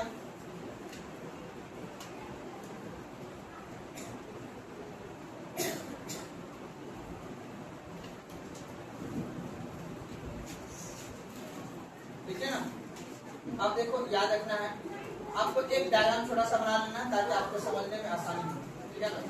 डायग्राम देखिएगा, ज्यादा नहीं है। अब बताओ कुल क्या होता है जी, कुल क्या होता है, छोटे छोटे परिवार या मिलके क्या बनते हैं जी, कुल बनते हैं। कुल को एक दूसरा क्या कहते हैं, परिवार बोलते हैं, ठीक है ना। तो याद रखिएगा, डायग्राम बना लीजिएगा, कुल या परिवार, कुल या परिवार। उसके बाद क्या होगा जी, ग्राम। उसके बाद क्या होगा बाबू, 20 का एक दूसरा नाम क्या है, अंश। उसके बाद क्या होगा जी, जन। ऐसे करके जितने वो व्यक्ति पूछा हुआ है कि वैदिक सभ्यता के अंतर्गत जनपद कैसे बना है। परिवार से फिर क्या बना, ग्राम से क्या बना, 20 से क्या बना, जन से क्या बनेगा, जनपद। और जनपद से क्या बनेगा, क्या बोले, हाँ पहले भी लिखा हुआ है ना ये राजनीतिक संगठन में, ऐसे करके बताया डायग्राम ना। आप लोग को यहाँ पे थोड़ा समझना। अब एग्जाम में क्वेश्चन पूछता है निम्नलिखित में से कौन सी छोटी इकाई है, ठीक है। तो सबसे छोटी इकाई तो यही होगा, और सबसे बड़ी इकाई महाजनपद, जनपद तक वो आगे पढ़ेंगे। जब लोहे का साक्ष्य प्राप्त हो जाएगा, गौतम बुद्ध वगैरह आ जाएंगे, धर्म वगैरह का उत्पत्ति हो जाएगा, तब महाजनपद कहलाएगा। इसी ऋग्वेद में महाजनपद का उल्लेख मिला है, 16 महाजनपद का, समझ रहे। तो 16 राज्य का उल्लेख मिला हुआ है, उसी में से अपना मगध है, वंजी है, आंध्र प्रदेश वगैरह है, ठीक है ना। तो अभी हम लोग कहाँ तक पढ़ेंगे कि जनपद तक। आपने देखा छोटे छोटे लोग क्रू या क्रू, देखो पहले क्या था बाबू, छोटे छोटे परिवार के लोग आए कहाँ से, आर्य लोग आए, यहाँ पे एक कई परिवार बना, अपना अपना परिवार गाय पालते थे, फिर चले जाते थे। फिर यही परिवार जब बड़ा हुआ तो क्या बन गया, ग्राम बना। ग्राम से क्या बन गया, 20 बन गया, ठीक है। और 20 से फिर क्या बन गया बाबू, जन बना। अब यही जब जन निर्माण हुआ तो पहली बार 10 लाख का युद्ध हुआ था। आपने देखा जन वगैरह का मालिक कौन होता था, राजा। कौन होता था बाबू, राजा है ना। अब यहीं से क्या बनेगा, जनपद। थोड़ा सा इसको उतार दीजिएगा। एग्जाम में क्वेश्चन पूछते हैं, एक रक्त समूह के सदस्य, इसको जैसे लिख लीजिएगा। इसको बोलते हैं एक रक्त, रक्त समझते हो ना। एक ब्लड के सदस्य को क्या बोलेंगे, कुल या परिवार। एक रक्त के समूह के सदस्य, अनेक परिवार के समूह को बोलेंगे अनेक परिवार, अनेक परिवार के समूह। कई गांव का समूह,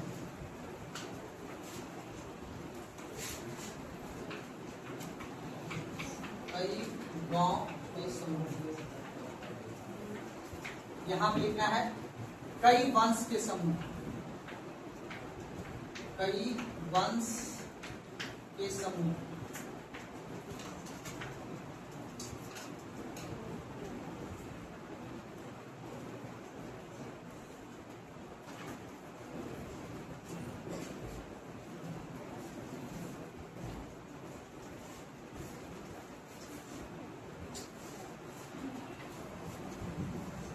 इसको बोलते हैं सबसे छोटी इकाई, छोटी इकाई, बड़ी इकाई। एग्जाम में पूछता है ये।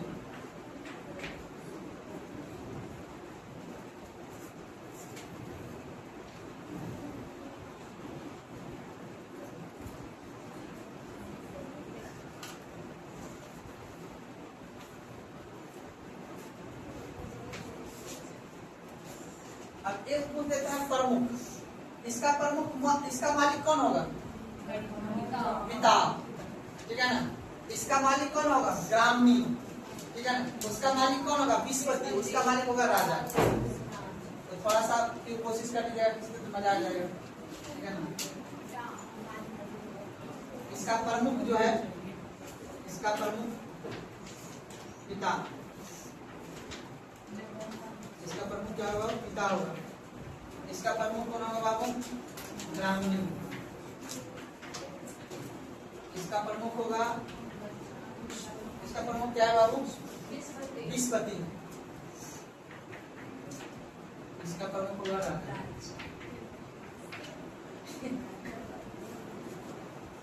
बस इतना ही था, इसको समझ लीजिएगा तो सही रहेगा।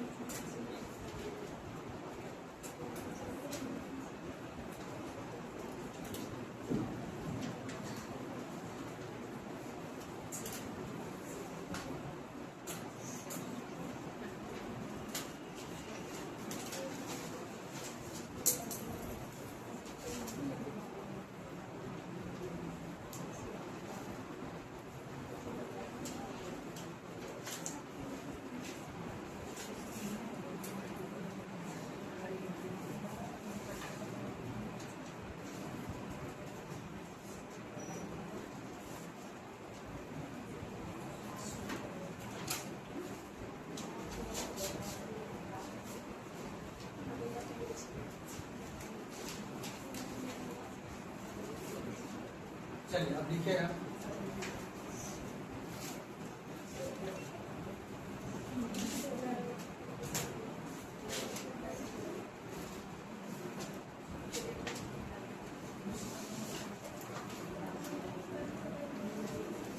उसी के नीचे इस काल में, इस काल में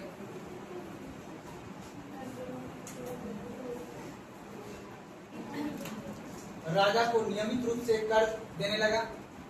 इस काल में राजा को नियमित रूप से, अंडरलाइन कर दीजिएगा, नियमित रूप से कर देने लगा।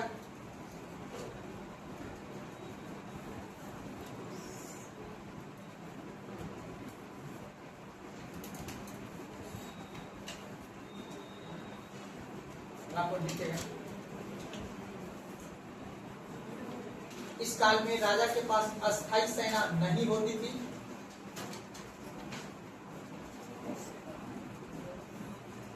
अस्थायी सेना नहीं होती थी।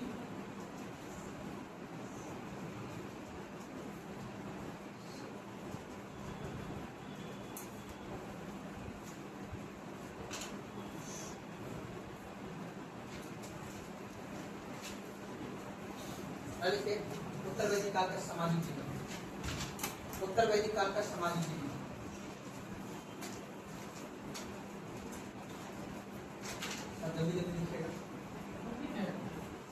उत्तर वैदिक काल का सामाजिक जीवन।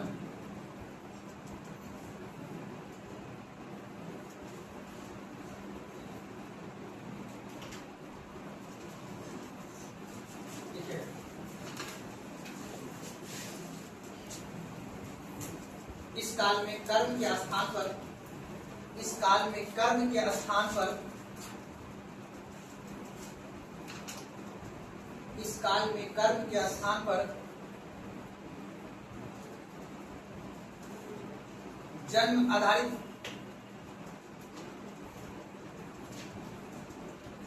इस काल में कर्म के स्थान पर जन्म आधारित वर्ण व्यवस्था किया गया।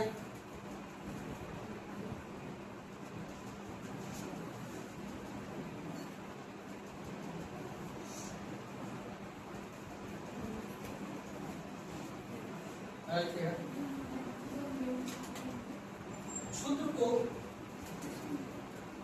को उपनयन संस्कार संस्कार से बाहर रखा गया, क्षुद्र को उपनयन संस्कार से बाहर रखा गया,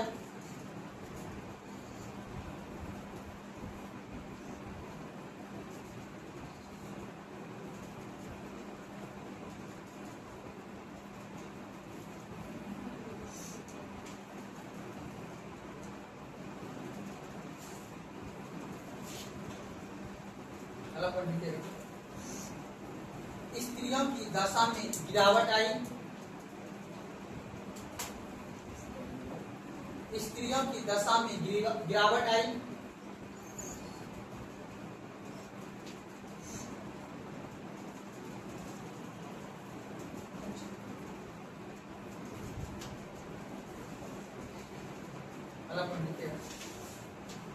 उपनयन संस्कार से वंचित किया गया, स्त्री को उपनयन संस्कार से वंचित किया गया,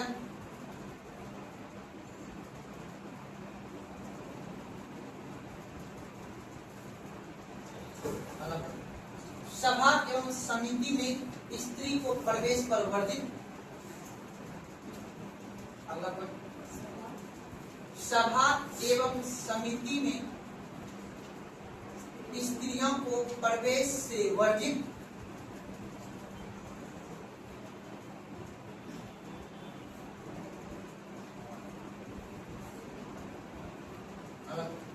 अर्थवेद के अनुसार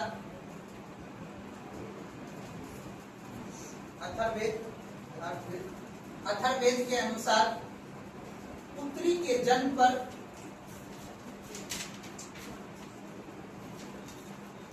अथर्ववेद के अनुसार पुत्री के जन्म पर दुख प्रकट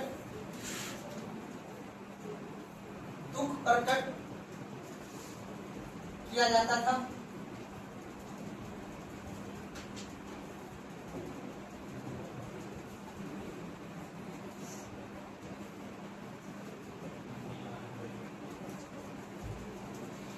सबसे इम्पोर्टेंट बात लिखो,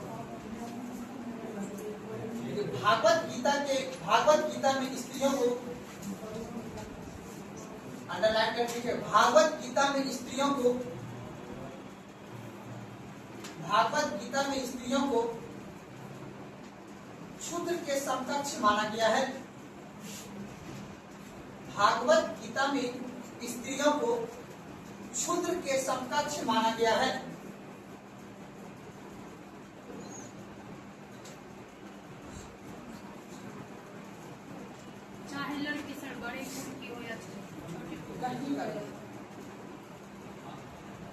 यहाँ से महिला का शोषण अब स्टार्ट करेगा, तब आजादी के बाद इंदिरा गांधी को सत्ता मिलेगा। 4 दिन के लिए आया, वही बात, समुद्र से लोटा पानी निकालने से फर्क पड़ेगा?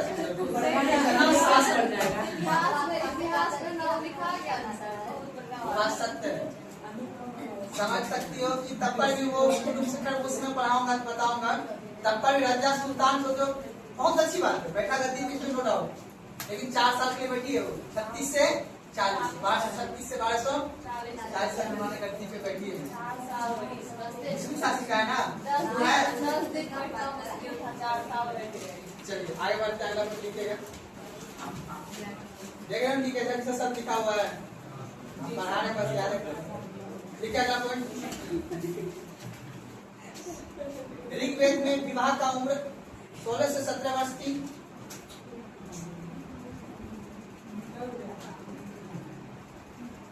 ऋग्वेद में विवाह का उम्र 16 से 17 वर्ष थी।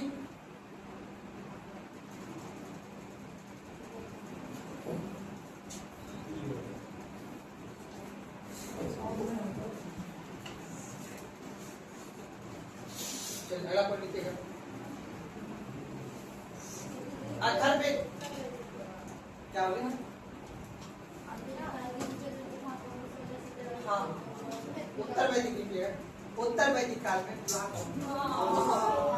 थोड़ा सा मिस्टेक हो गई, लिखिएगा। इसलिए मैं बार-बार लिखा हुआ इस काल में, ठीक है ना? समझ में आया था किस काल लिखा है, जबकि उत्तर वैदिक काल में अथर्ववेद में सती प्रथा का उल्लेख था। अथर्ववेद में सती प्रथा का उल्लेख था।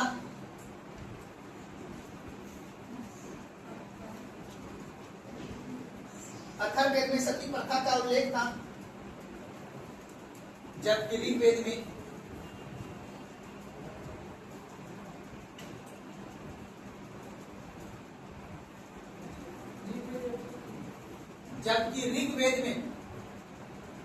सती प्रथा का उल्लेख सिर्फ, जबकि ऋग्वेद में सती प्रथा का उल्लेख सिर्फ प्रतीकात्मक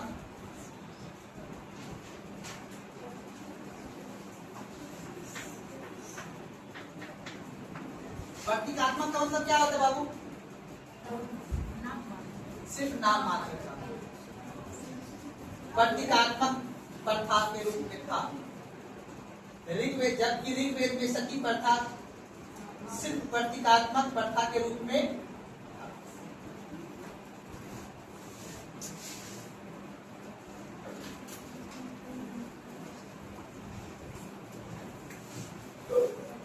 लिखेगा आर्थिक जीवन।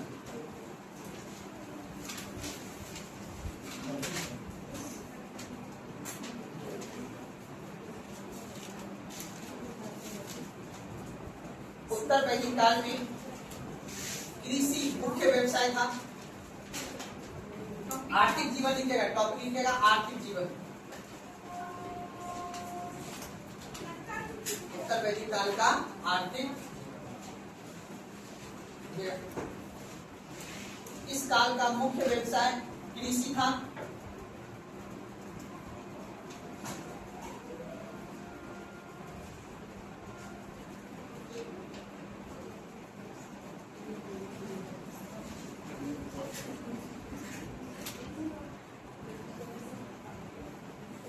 इस काल का मुख्य फसल जौ के स्थान पर,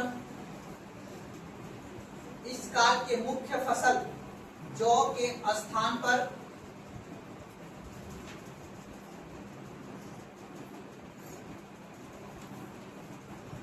इस काल के मुख्य फसल जौ के स्थान पर गेहूं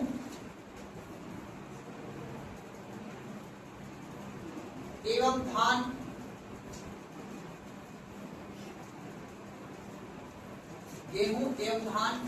का उल्लेख मिलता है।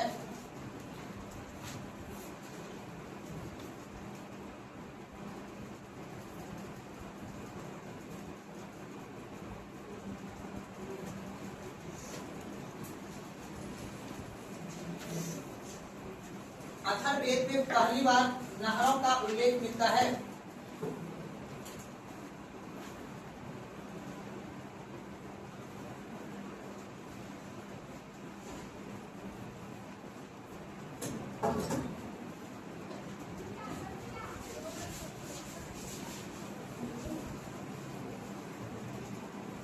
क्या लिखे हैं पढ़िएगा। व्रीहि, चावल को व्रीहि एवं तंदुल, चावल को व्रीहि एवं तंदुल कहा जाता था।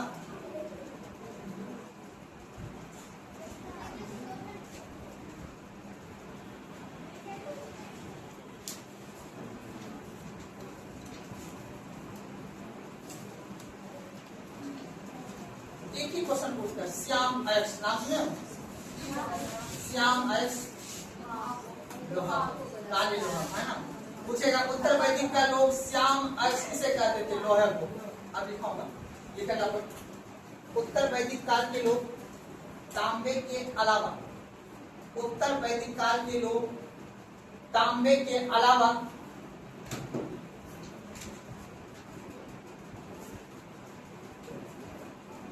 लोहे का व्यापक प्रयोग करते थे। उत्तर वैदिक काल के लोग तांबे के अलावा लोहे का व्यापक उपयोग करते थे, जिसे जिसे जिसे श्याम अयस्क कहा जाता था।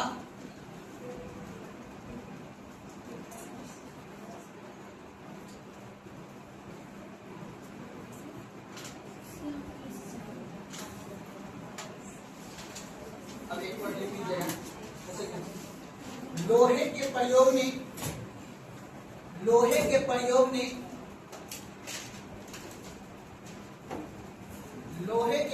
ने आर्थिक गतिविधियों में क्रांतिकारी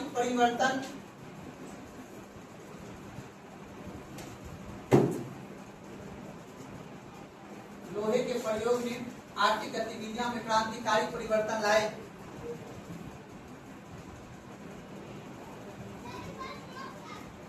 अर्थात वनों को काटकर कृषि योग्य भूमि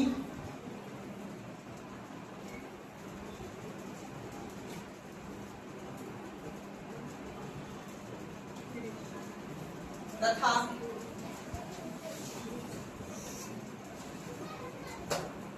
गहराई तक हल चलाने के बाद, अर्थात वनों को काटकर कृषि योग्य भूमि तथा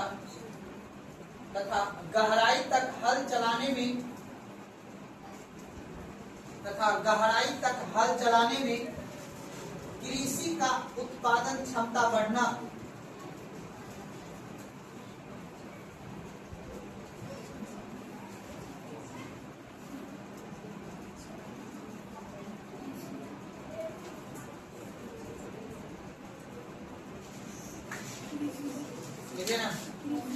अर्थवेद में लिखेगा, अथर्ववेद में चांदी का उल्लेख मिलता है।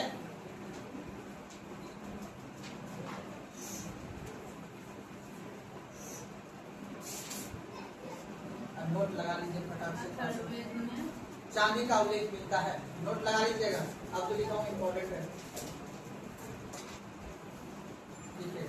यहाँ के लोग, यहाँ के मतलब उत्तर अमेरिका, यहाँ के लोग लोहे कोमा तांबे, लोहे कोमा तांबे कोमा सोना कोमा चांदी, लोहा तांबा सोना चांदी तीन एवं सीसा, इन सभी से परिचित थे।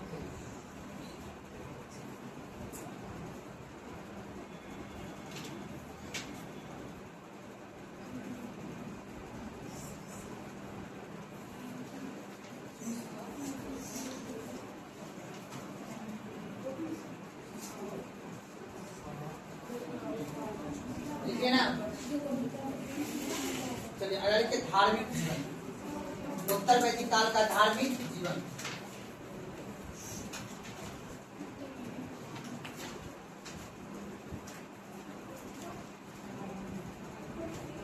उत्तर वैदिक काल के धार्मिक जीवन लिखिए ना।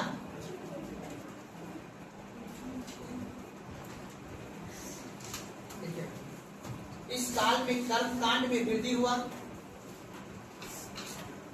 जिससे इस काल में कर्मकांड की वृद्धि हुआ, जिससे पुरोहित वर्ग की आवश्यकता अधिक बढ़ने लगी। इस काल में कर्मकांड का वृद्धि हुआ,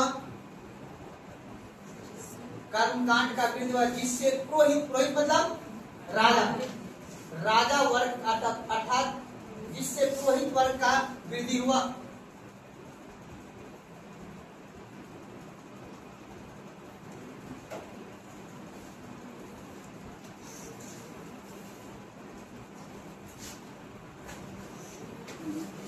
जिस वजह से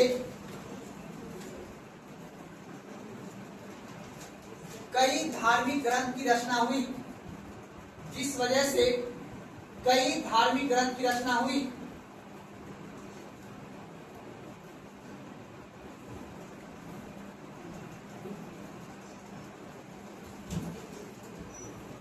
टॉपिक लिखिए, ऋग्वैदिक काल और उत्तर वैदिक काल में अंतर। टॉपिक लिखिएगा, ऋग्वैदिक काल और उत्तर वैदिक काल में अंतर।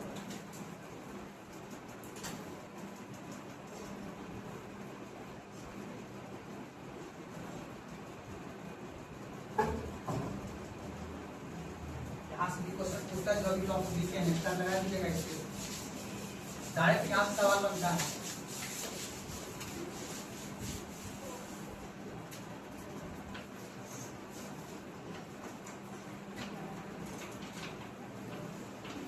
कब से कब तक है निवेदित काल बाबू? और ये कब से है बाबू? 1024। चलिए देखिए सबसे पहले लोहे से परिचित नहीं, शॉर्ट शॉर्ट में लिखना है। तो सारा बात पहले लिखा दिए, बस शॉर्ट में लिखा रहा हूं। लोहे से परिचित नहीं। और ये क्या थे? लोहे से परिचित। लिखिएगा लोहे से परिचित।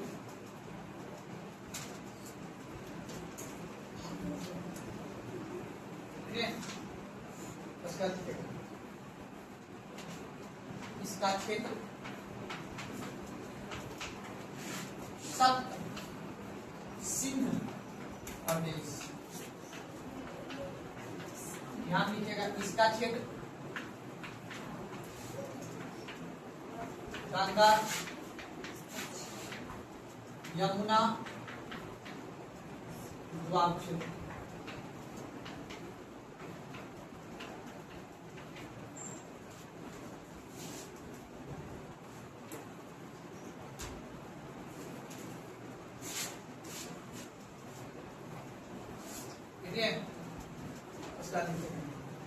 इसमें ऋग्वेद की रचना, इसमें लिखिएगा, इसमें सामवेद, अथर्ववेद, यजुर्वेद,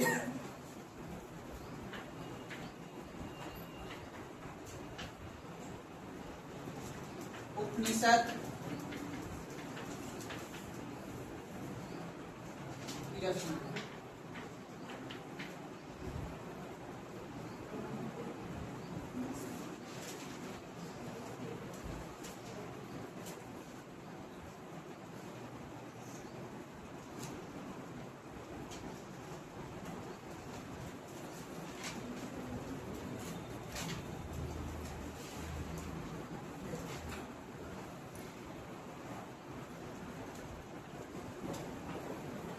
इसमें वर्ण व्यवस्था,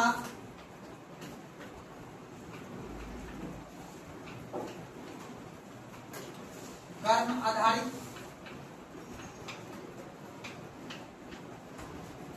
इसमें वर्ण व्यवस्था, जन्म आधारित।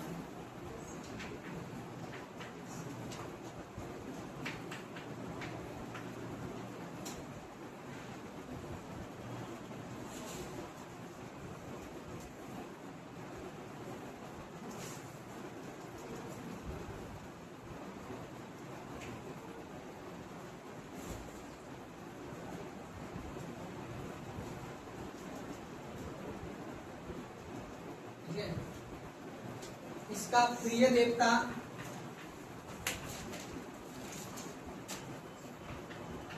इंद्र, इसका प्रिय देवता प्रजापति है।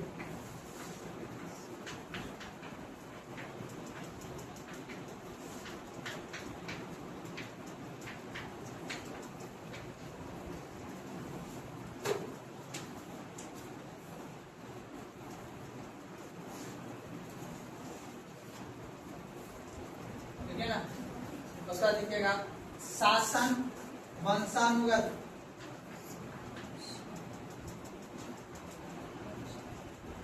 शासन शासन पद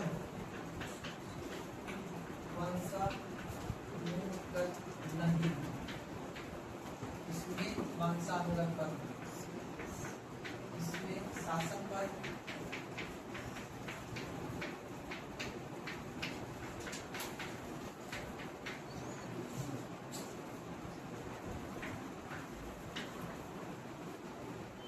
यहीं से ऑब्जेक्टिव बनेगा। इसी पेज से ऑब्जेक्टिव बनेगा, याद रखना है।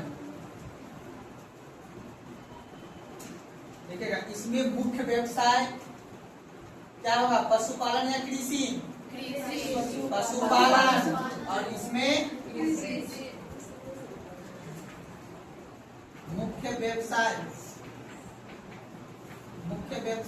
पशुपालन।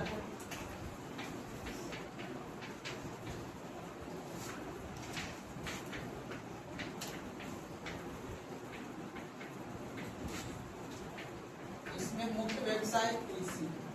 एक एक बात याद रखना है, बस एक पन्ना पढ़ लीजिएगा तो भी क्वेश्चन बन जाएगा। इसको याद, इसको पूरा घोट जाना है, पीछे वाला को जितना पढ़ा है उसको रिवीजन करना है।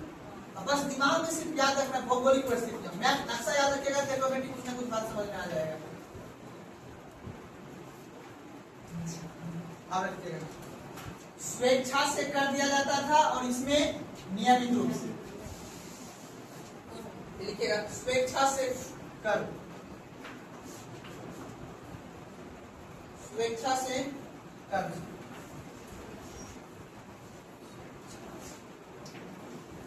स्वेच्छा से कर। इसको हम बोलते थे बलि प्रथा, बलि चढ़ावा।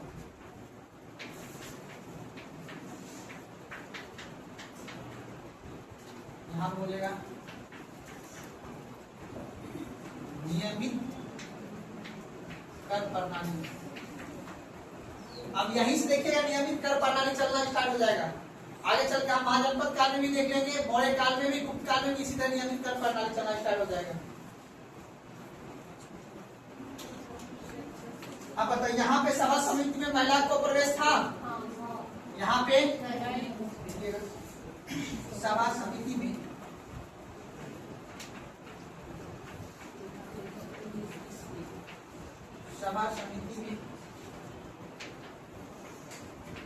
महिला, सभा समिति में महिला का प्रवेश, महिला का प्रवेश।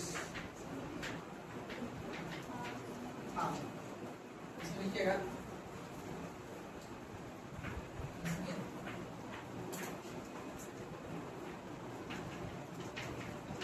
महिला का प्रवेश वर्जित,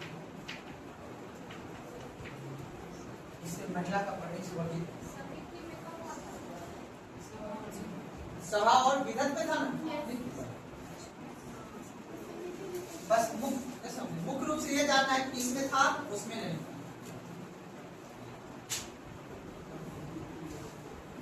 अरे महिला का उपनयन संस्कार इसमें होता था, उसमें महिला या स्त्री एक ही बात है।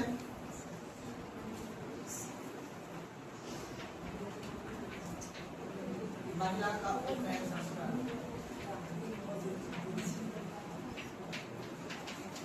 उपनयन संस्कार होता था और इसमें नहीं होता था।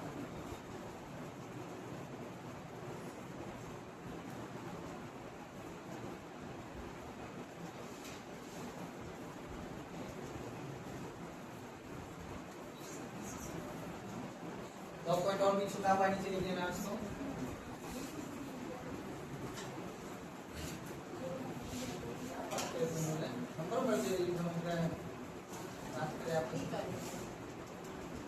चलिए अब लास्ट भी लेना है।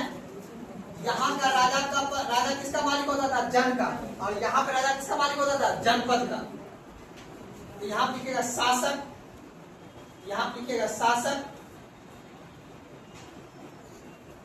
यहाँ लिखिएगा शासक, शासक जन डैश देख के राजा, यहाँ पे लिखिएगा शासक जनपद। अब जनपद बन गया है, अब कौन होगा इसका मालिक, राजा। यहाँ पे शासक होता था जन का मालिक राजा, और यहाँ पे शासक होता था जनपद का मालिक।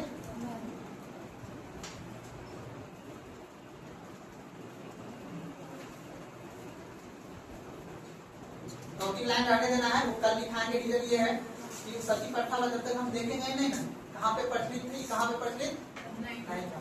तो एक ही बार लिख लेंगे तो सही रहेगा। या आप लोग भी घर जाइएगा तो खुद से जहाँ से बुक वगैरह पढ़ते हैं, कहीं ऑप्शन वगैरह होगा तो दोनों में अंतर देख लीजिएगा, ऋग्वैदिक काल और उत्तरवैदिक काल में क्या अंतर? अभी हर बार मुंह टेढ़ा नहीं करना है, अभी एक सिंधु घाटी और वैदिक सभ्यता दोनों अंतर भी लिखना है।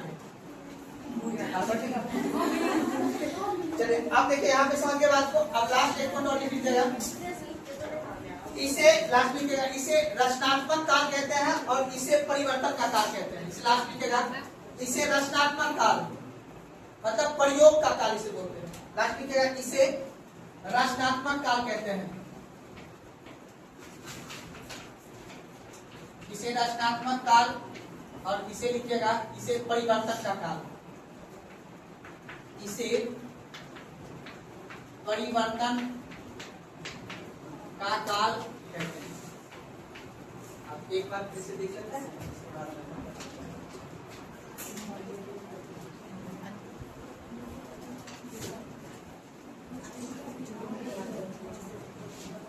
चलिए लिखिए ना। अब पीछे वाला लड़का लोग देखो, ज्यादा पढ़ने में मन न लगे सिर्फ ये पन्ना पढ़ना है। एक पन्ना और अभी लिखाऊंगा, ये 2 पन्ना पढ़ लोगे तो अभी जितना दिन से पढ़ा रहे ना सिंधु घाटी सभ्यता और वैदिक सभ्यता मुख्य रूप से यही है। अंतर पढ़ोगे तो क्वेश्चन बन जाएगा, आसान से ऑब्जेक्टिव बन जाएगा, उसमें कोई दिक्कत नहीं है। अब देखो ऋग्वैदिक काल कब से कब तक है बाबू? 1500 से लेके 1000 BC तक, इसको क्या बोलते हैं? ऋग्वैदिक काल। अब बताओ, याद करो ऋग्वैदिक काल का क्षेत्र कौन सा है? सिंधु घाटी का सभ्यता यानी सिंधु वाला क्षेत्र है ना, यानी सिंधु सप्त प्रदेश वाला क्षेत्र। और उत्तर वैदिक काल का कौन सा क्षेत्र है? गंगा और यमुना। और याद रखिए इसे कौन सा काल बोलते हैं? रचनात्मक। रचनात्मक मतलब एक ग्रामीण वैद्य था, समझा बात को। और ये कौन सा काल बोलते हैं बाबू? परिवर्तन। क्यों परिवर्तन यहाँ पे हुआ? क्योंकि यहाँ के लोग लोहे से परिचित थे, और जैसे लोहे धारदार वगैरह हथियार आया तो आपको मैंने बताया कि वन वगैरह को काट के, जंगल को काट के उसको क्या बनाया? कृषि योग्य भूमि बनाया। और जब कृषि योग्य भूमि बनाया तो वहाँ पे कृषि उत्पादन क्षमता क्या हुआ? बढ़ गई। अब नेक्स्ट याद रखना, इसमें याद रखना किसका रचना हुआ है? ऋग्वेद का। और इसमें बाकी सारे वेद का। उसका याद कि इसमें कौन सी व्यवस्था थी? वर्ण आधारित। कहाँ पे? कर्म के आधार पे। और इसमें कहाँ बाबू? जन्म के आधार पे। इसका प्रिय देवता कौन सा बाबू? उसका कौन सा प्रिय देवता? याद रखना। जो हम लोग बोलते हैं प्राकृतिक चीज को लेकर। अब यहाँ पे वंशानुगत नहीं था और यहाँ पे शासन था। यहाँ का मुख्य व्यवसाय क्या था? वहाँ का मुख्य व्यवसाय था। क्यों यहाँ पे कृषि हुआ? क्योंकि यहाँ पे लोहा मिला, लोहा मिला, जंगल को काटा, फिर उसके बाद खुदाई करके उसके बाद कृषि योग्य भूमि बना के अपना। और यहाँ पे क्या था? यहाँ पे लोहा नहीं था, यहाँ से वो बाहर से अपना जानवर लेकर आए थे, वो जानवर को चारा जंगल में चराते थे और उसी से दूध वगैरह करके अपना जीवन यापन करते थे। इसलिए यहाँ का मुख्य व्यवसाय क्या था? पशुपालन। अब यहाँ पे क्या हो गया? क्योंकि अब ये लोग समझ गया कि नहीं, हम अपना उत्पादन क्षमता भी क्या कर सकते हैं? फिर बाकी अब यहाँ पे आदमी स्वेच्छा से कर देता था राजा को, यहाँ पे किस रूप में देने लगा? नियमित। अब आपको कर देना ही पड़ेगा, क्योंकि यहाँ पे आदमी धीरे धीरे क्या होने लगा? डेवलप होने लगा, अमीर होने लगा। अब याद रखिएगा, महिला को लेकर थोड़ा सा देख लीजिएगा। यहाँ पे महिला तो ठीक ठाक है, क्योंकि और बात है यहाँ पे गरीब आदमी सब रह रहा है, यहाँ पे ग्रामीण क्षेत्र का आदमी क्या भेदभाव? भेदभाव समाज में तब होगा जब आदमी का पेट भरा रहेगा। अब देखो, अब इंटरनेट आया, जियो आया, तब ना आदमी महिला शब्द बोले नहीं, आर्टिकल 19 नहीं, आर्टिकल 21 यही तो आर्टिकल है जो देश में तबाही। आपको पता है सुप्रीम कोर्ट ये बोला बिना शादी के आप मां मान सकते हैं, कोई दिक्कत नहीं है। आर्टिकल 21 पता है ना जी, कोई दिक्कत नहीं। आप नहीं भी आप चाहते हो कहीं भी कोई दिक्कत नहीं, आपको कोई समाज में कोई कुछ कहने वाला नहीं है। आर्टिकल 21 आपको मेरा सुप्रीम कोर्ट की अनुमति दे रखा है, आप चाहे तो मां बिना पापा का भी मां आए। बाकी समझने कोई दिक्कत यहाँ पे अलग टॉपिक के सिंधु घाटी सभ्यता और सिंधु घाटी सभ्यता और वैदिक सभ्यता कोई काल नहीं। कितना टाइम लिखिए लिखिए टॉपिक, बात कोई टाइम निकल जाएगा। टॉपिक लिखिए, इसमें और लिखवाना है। आप इसमें नहीं, इसमें 2-3 पॉइंट आप घर से लिख के आइएगा। छठी पढ़ा वाला तो बताया था ना आप, तो लिखिए टॉपिक अगला लिखेगा सिंधु घाटी सभ्यता और वैदिक सभ्यता में अंतर। साफ पेज लिखो, लड़की ले बढ़िया उसमें रहेगा। उतना वगैरह नहीं तो क्वेश्चन उसमें बनाएंगे, कुछ नया कट मिलेगा तो ऐड कर लेना। जगह तो हां पूरा रहने दो, क्वेश्चन सॉल्व करेंगे, कुछ नया कट मिलेगा उसको जगह नहीं तो ऐड करना। ये पूरा मेन रजिस्टर है। सिंधु घाटी सभ्यता और वैदिक सभ्यता में एक तरफ लिखना है सिंधु घाटी, एक तरफ लिखना है वैदिक। बस फटाफट लिख लेना, इसमें ज्यादा कुछ वो नहीं करना। नाराज हो जाते हैं, नाराज हो जाते हैं, कितना मार्केट पढ़ा है, क्या कीजिएगा, हिंदी पढ़ना पड़ेगा। जी टेंशन नहीं लाइए, पॉलिटिक्स नहीं पढ़े जी, आप पॉलिटिक्स पढ़े आप?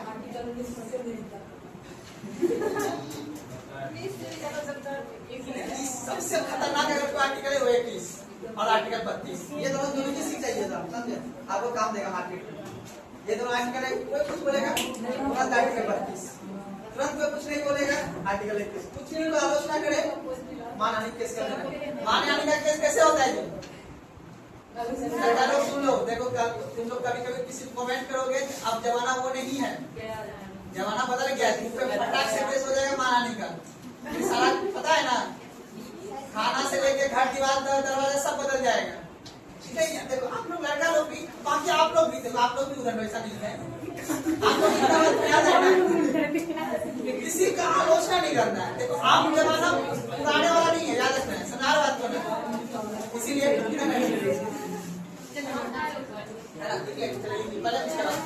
देखिए सबसे पहले हड़प्पा में लिखेगा, यह नगरीय सभ्यता थी।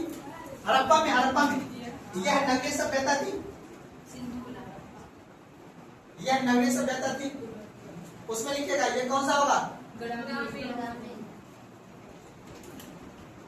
यह नगरीय सभ्यता थी।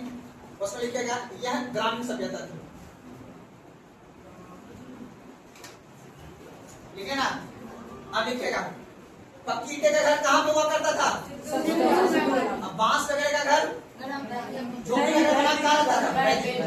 लिखेगा सिंधु कला में पक्की ईंटे का प्रयोग, पक्की ईंटे का प्रयोग, पक्की ईंटे का प्रयोग भवन बनाने के लिए, पक्की ईंटे का प्रयोग भवन बनाने के लिए। उसका दिखेगा इसमें घास एवं बांस, घास एवं बांस, घास एवं बांस का उपयोग,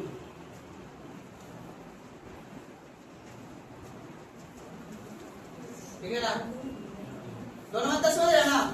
अभी आज भी अपने अपने क्षेत्र में आप लोग देखते होंगे कि गांव वगैरह जाइएगा तो आपको वहां पे बांस का घर दिखेगा, क्या होता है? तो इसलिए याद रखिएगा। अब बाकी आप चले जाओ दिल्ली में बांस का घर दिखेगा, वो क्या है? नगरी है। अपन लोग अभी भी क्या है? अंतर को याद रख लेना। अब देखिए एक तरफ घोड़े से परिचित कौन थे? वैदिक वाला। और घोड़े से परिचित कौन नहीं थे? लिखिए सिंधु वाला लिखिएगा घोड़े से अपरिचित, घोड़े से अपरिचित, घोड़े से अपरिचित। इसमें लिखेगा अश्व, अश्व मतलब घोड़ा, घोड़े से परिचित, या ब्रैकेट लिखेगा अश्व से परिचित।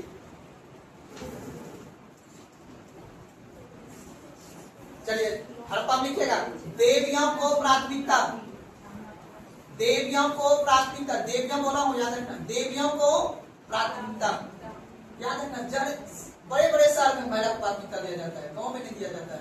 कब दिया जाता है? ये सही बात है। इसलिए आर्थिक स्थिति थोड़ा मैटर कर जाता है, गांव में महिला डिपेंडेंट रहती है।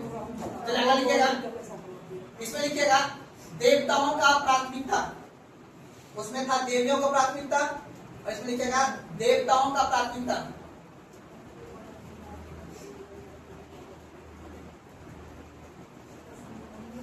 चलिए उसके बाद लिखेगा हड़प्पा वाला लिखेगा गणतंत्रात्मक शासन प्रणाली। गणतंत्र समझते हो ना? जनता के द्वारा ही शासन चलता था। अभी जनता वगैरह मानता था कि तुम राजा हो तब राजा हो, तो गणतंत्रात्मक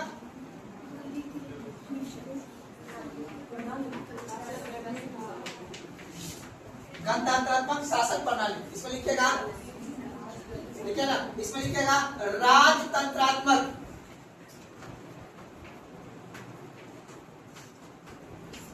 राजतंत्रात्मक शासन प्रणाली।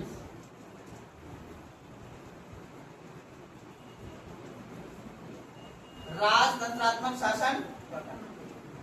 चलिए सिंधु वाला में लिखिए युद्ध का साक्ष्य नहीं।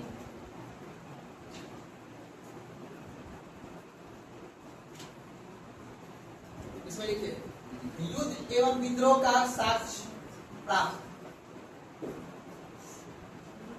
इसमें लिखिए युद्ध एवं विद्रोह का साक्ष्य प्राप्त।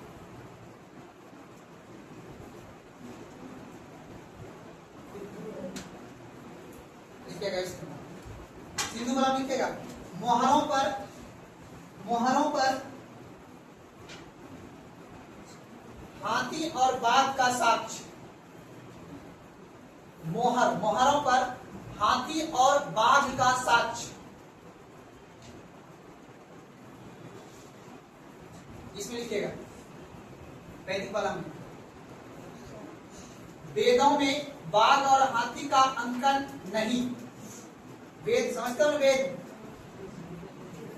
वेद में बाघ एवं हाथी का अंकन मतलब चित्रण। वेदों में बाघ एवं हाथी का अंकन नहीं।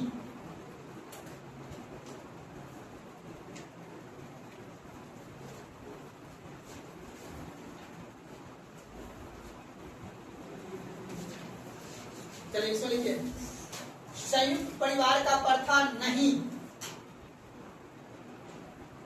सिंधु में संयुक्त परिवार का प्रथा नहीं, या उसे ही बोलते हो अपरिचित, एक ही बात है।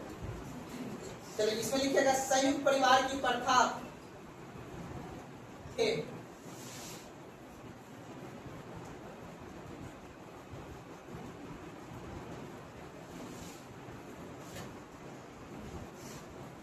अगर लिखिएगा सिंधु वाला में उद्योग आधारित अर्थव्यवस्था।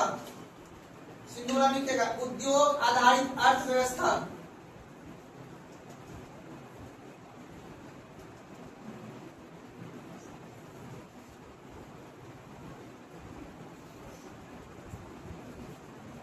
इसमें लिखिएगा कृषि एवं पशुपालन आधारित अर्थव्यवस्था।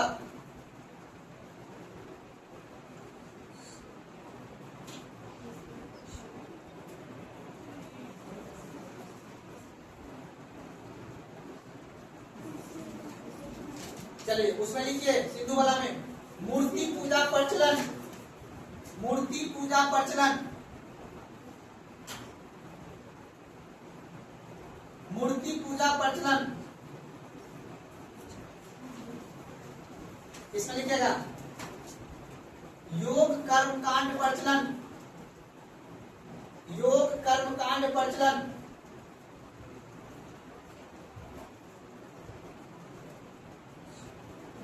सिंधु वाला में लिखिएगा पवित्र पशु वृषभ बैल।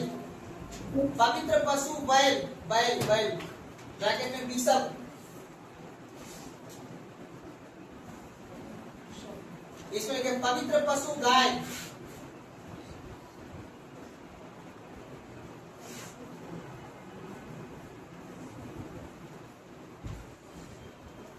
चलो सिंधु वाला में लिखो वर्ण व्यवस्था का अभाव। सिंधु वाला में लिखना वर्ण व्यवस्था का अभाव।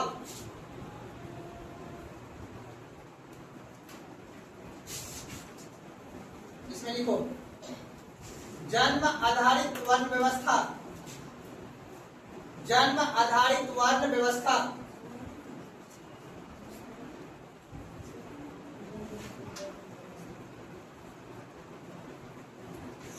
सिंधु वाला में लिखिए मछली का मांस प्रिय।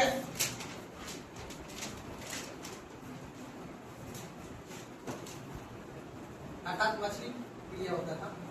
इसमें लिखिएगा पशुओं का मांस प्रिय।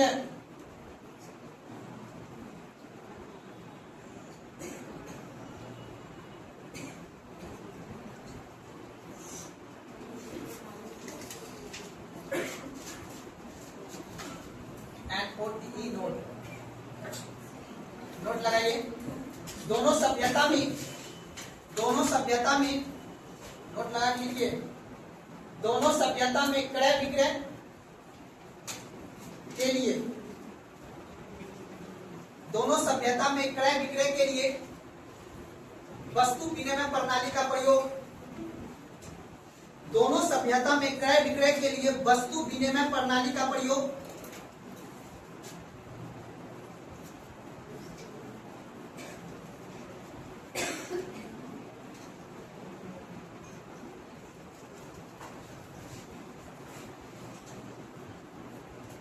तथा सिक्के का प्रचलन नहीं था।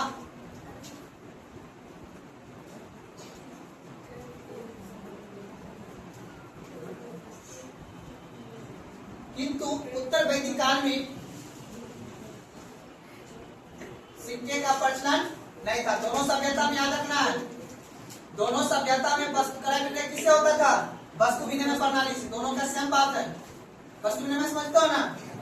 लेकिन याद रखना है, एक उत्तर वैदिक काल में एक जगह मिक्स, याद रखना, सोने का अनेक कोई सामान लेता था तो सोने दिया जाता था, ठीक है ना, जिसको हम क्या होते थे? मिक्स। तो लिखना किंतु उत्तर वैदिक काल में, किंतु उत्तर वैदिक काल में मिक्स, किंतु उत्तर वैदिक काल में मिक्स और शतमान मुद्रा का और शतमान मुद्रा का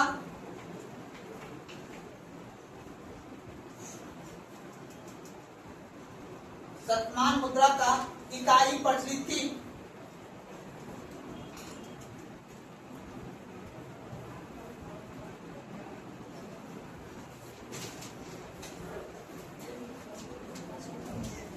दिक्कत आप ये टॉपिक क्या है?